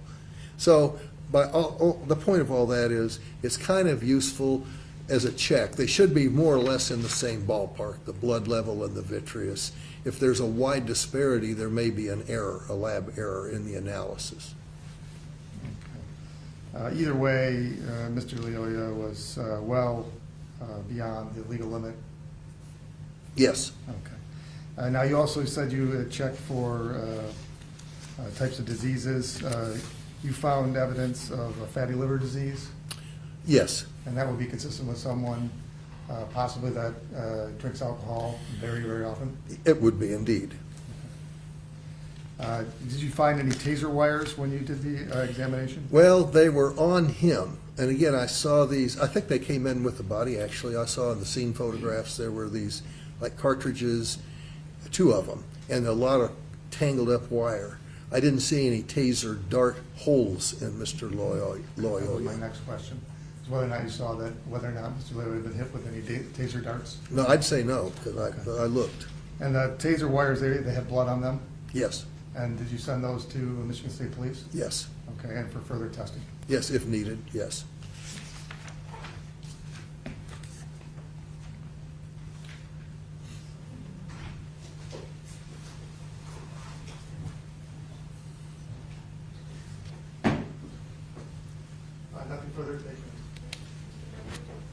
questions, Your Honor?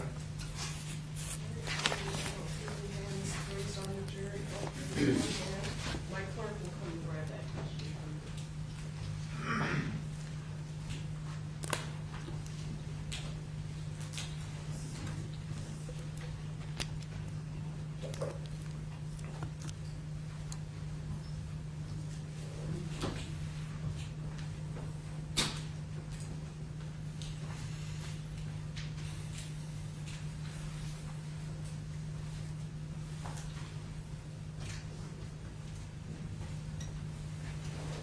So this is going to be a question for the witness, so I'm not going to have your approach.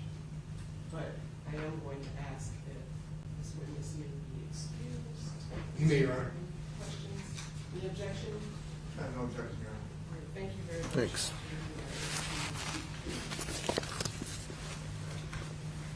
We've run out of witnesses for the day. So, and then you have the three left, right? Correct. Okay. All right, so what we'll do is we'll break a little early today, sorry about that. And so meanwhile, please leave your notes upside down in your chairs. Don't be there in the morning when you return. We will resume at 8:30 tomorrow morning. And so meanwhile, please remember your restrictions to not access any social media or any other type of media regarding this case. It's imperative that you don't speak with each other or anyone else about any part of the case, the fact that you're a juror on the case, anything like that. And we will see you all tomorrow morning. I hope you have a safe evening. All right.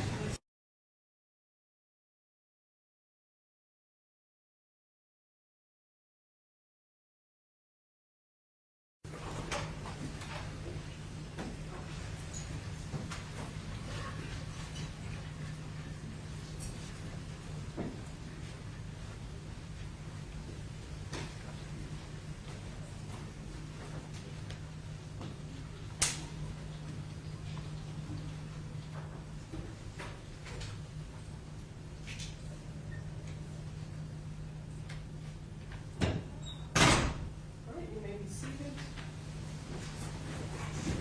Anything else you need to address for the people before we recess for the evening? Nothing for us, Your Honor. For the jurors? One thing, Your Honor, we've been notified by someone that's watching the live feed, the camera is zooming in on our notes, as you can read them, because they're trying to get shots of Mr. Schurr. If we could ask the media not to film you can see what we're writing, and Okay. So that would I don't remember giving it anything. we've been told by people watching the feed, Your Honor, that you can see what we're writing. If you could just try not to zoom in on that. That's, I don't I remember. mean, because even if he's not zooming, people can still probably Zoom, I guess, if they have the technology in their wheelhouse. And we're not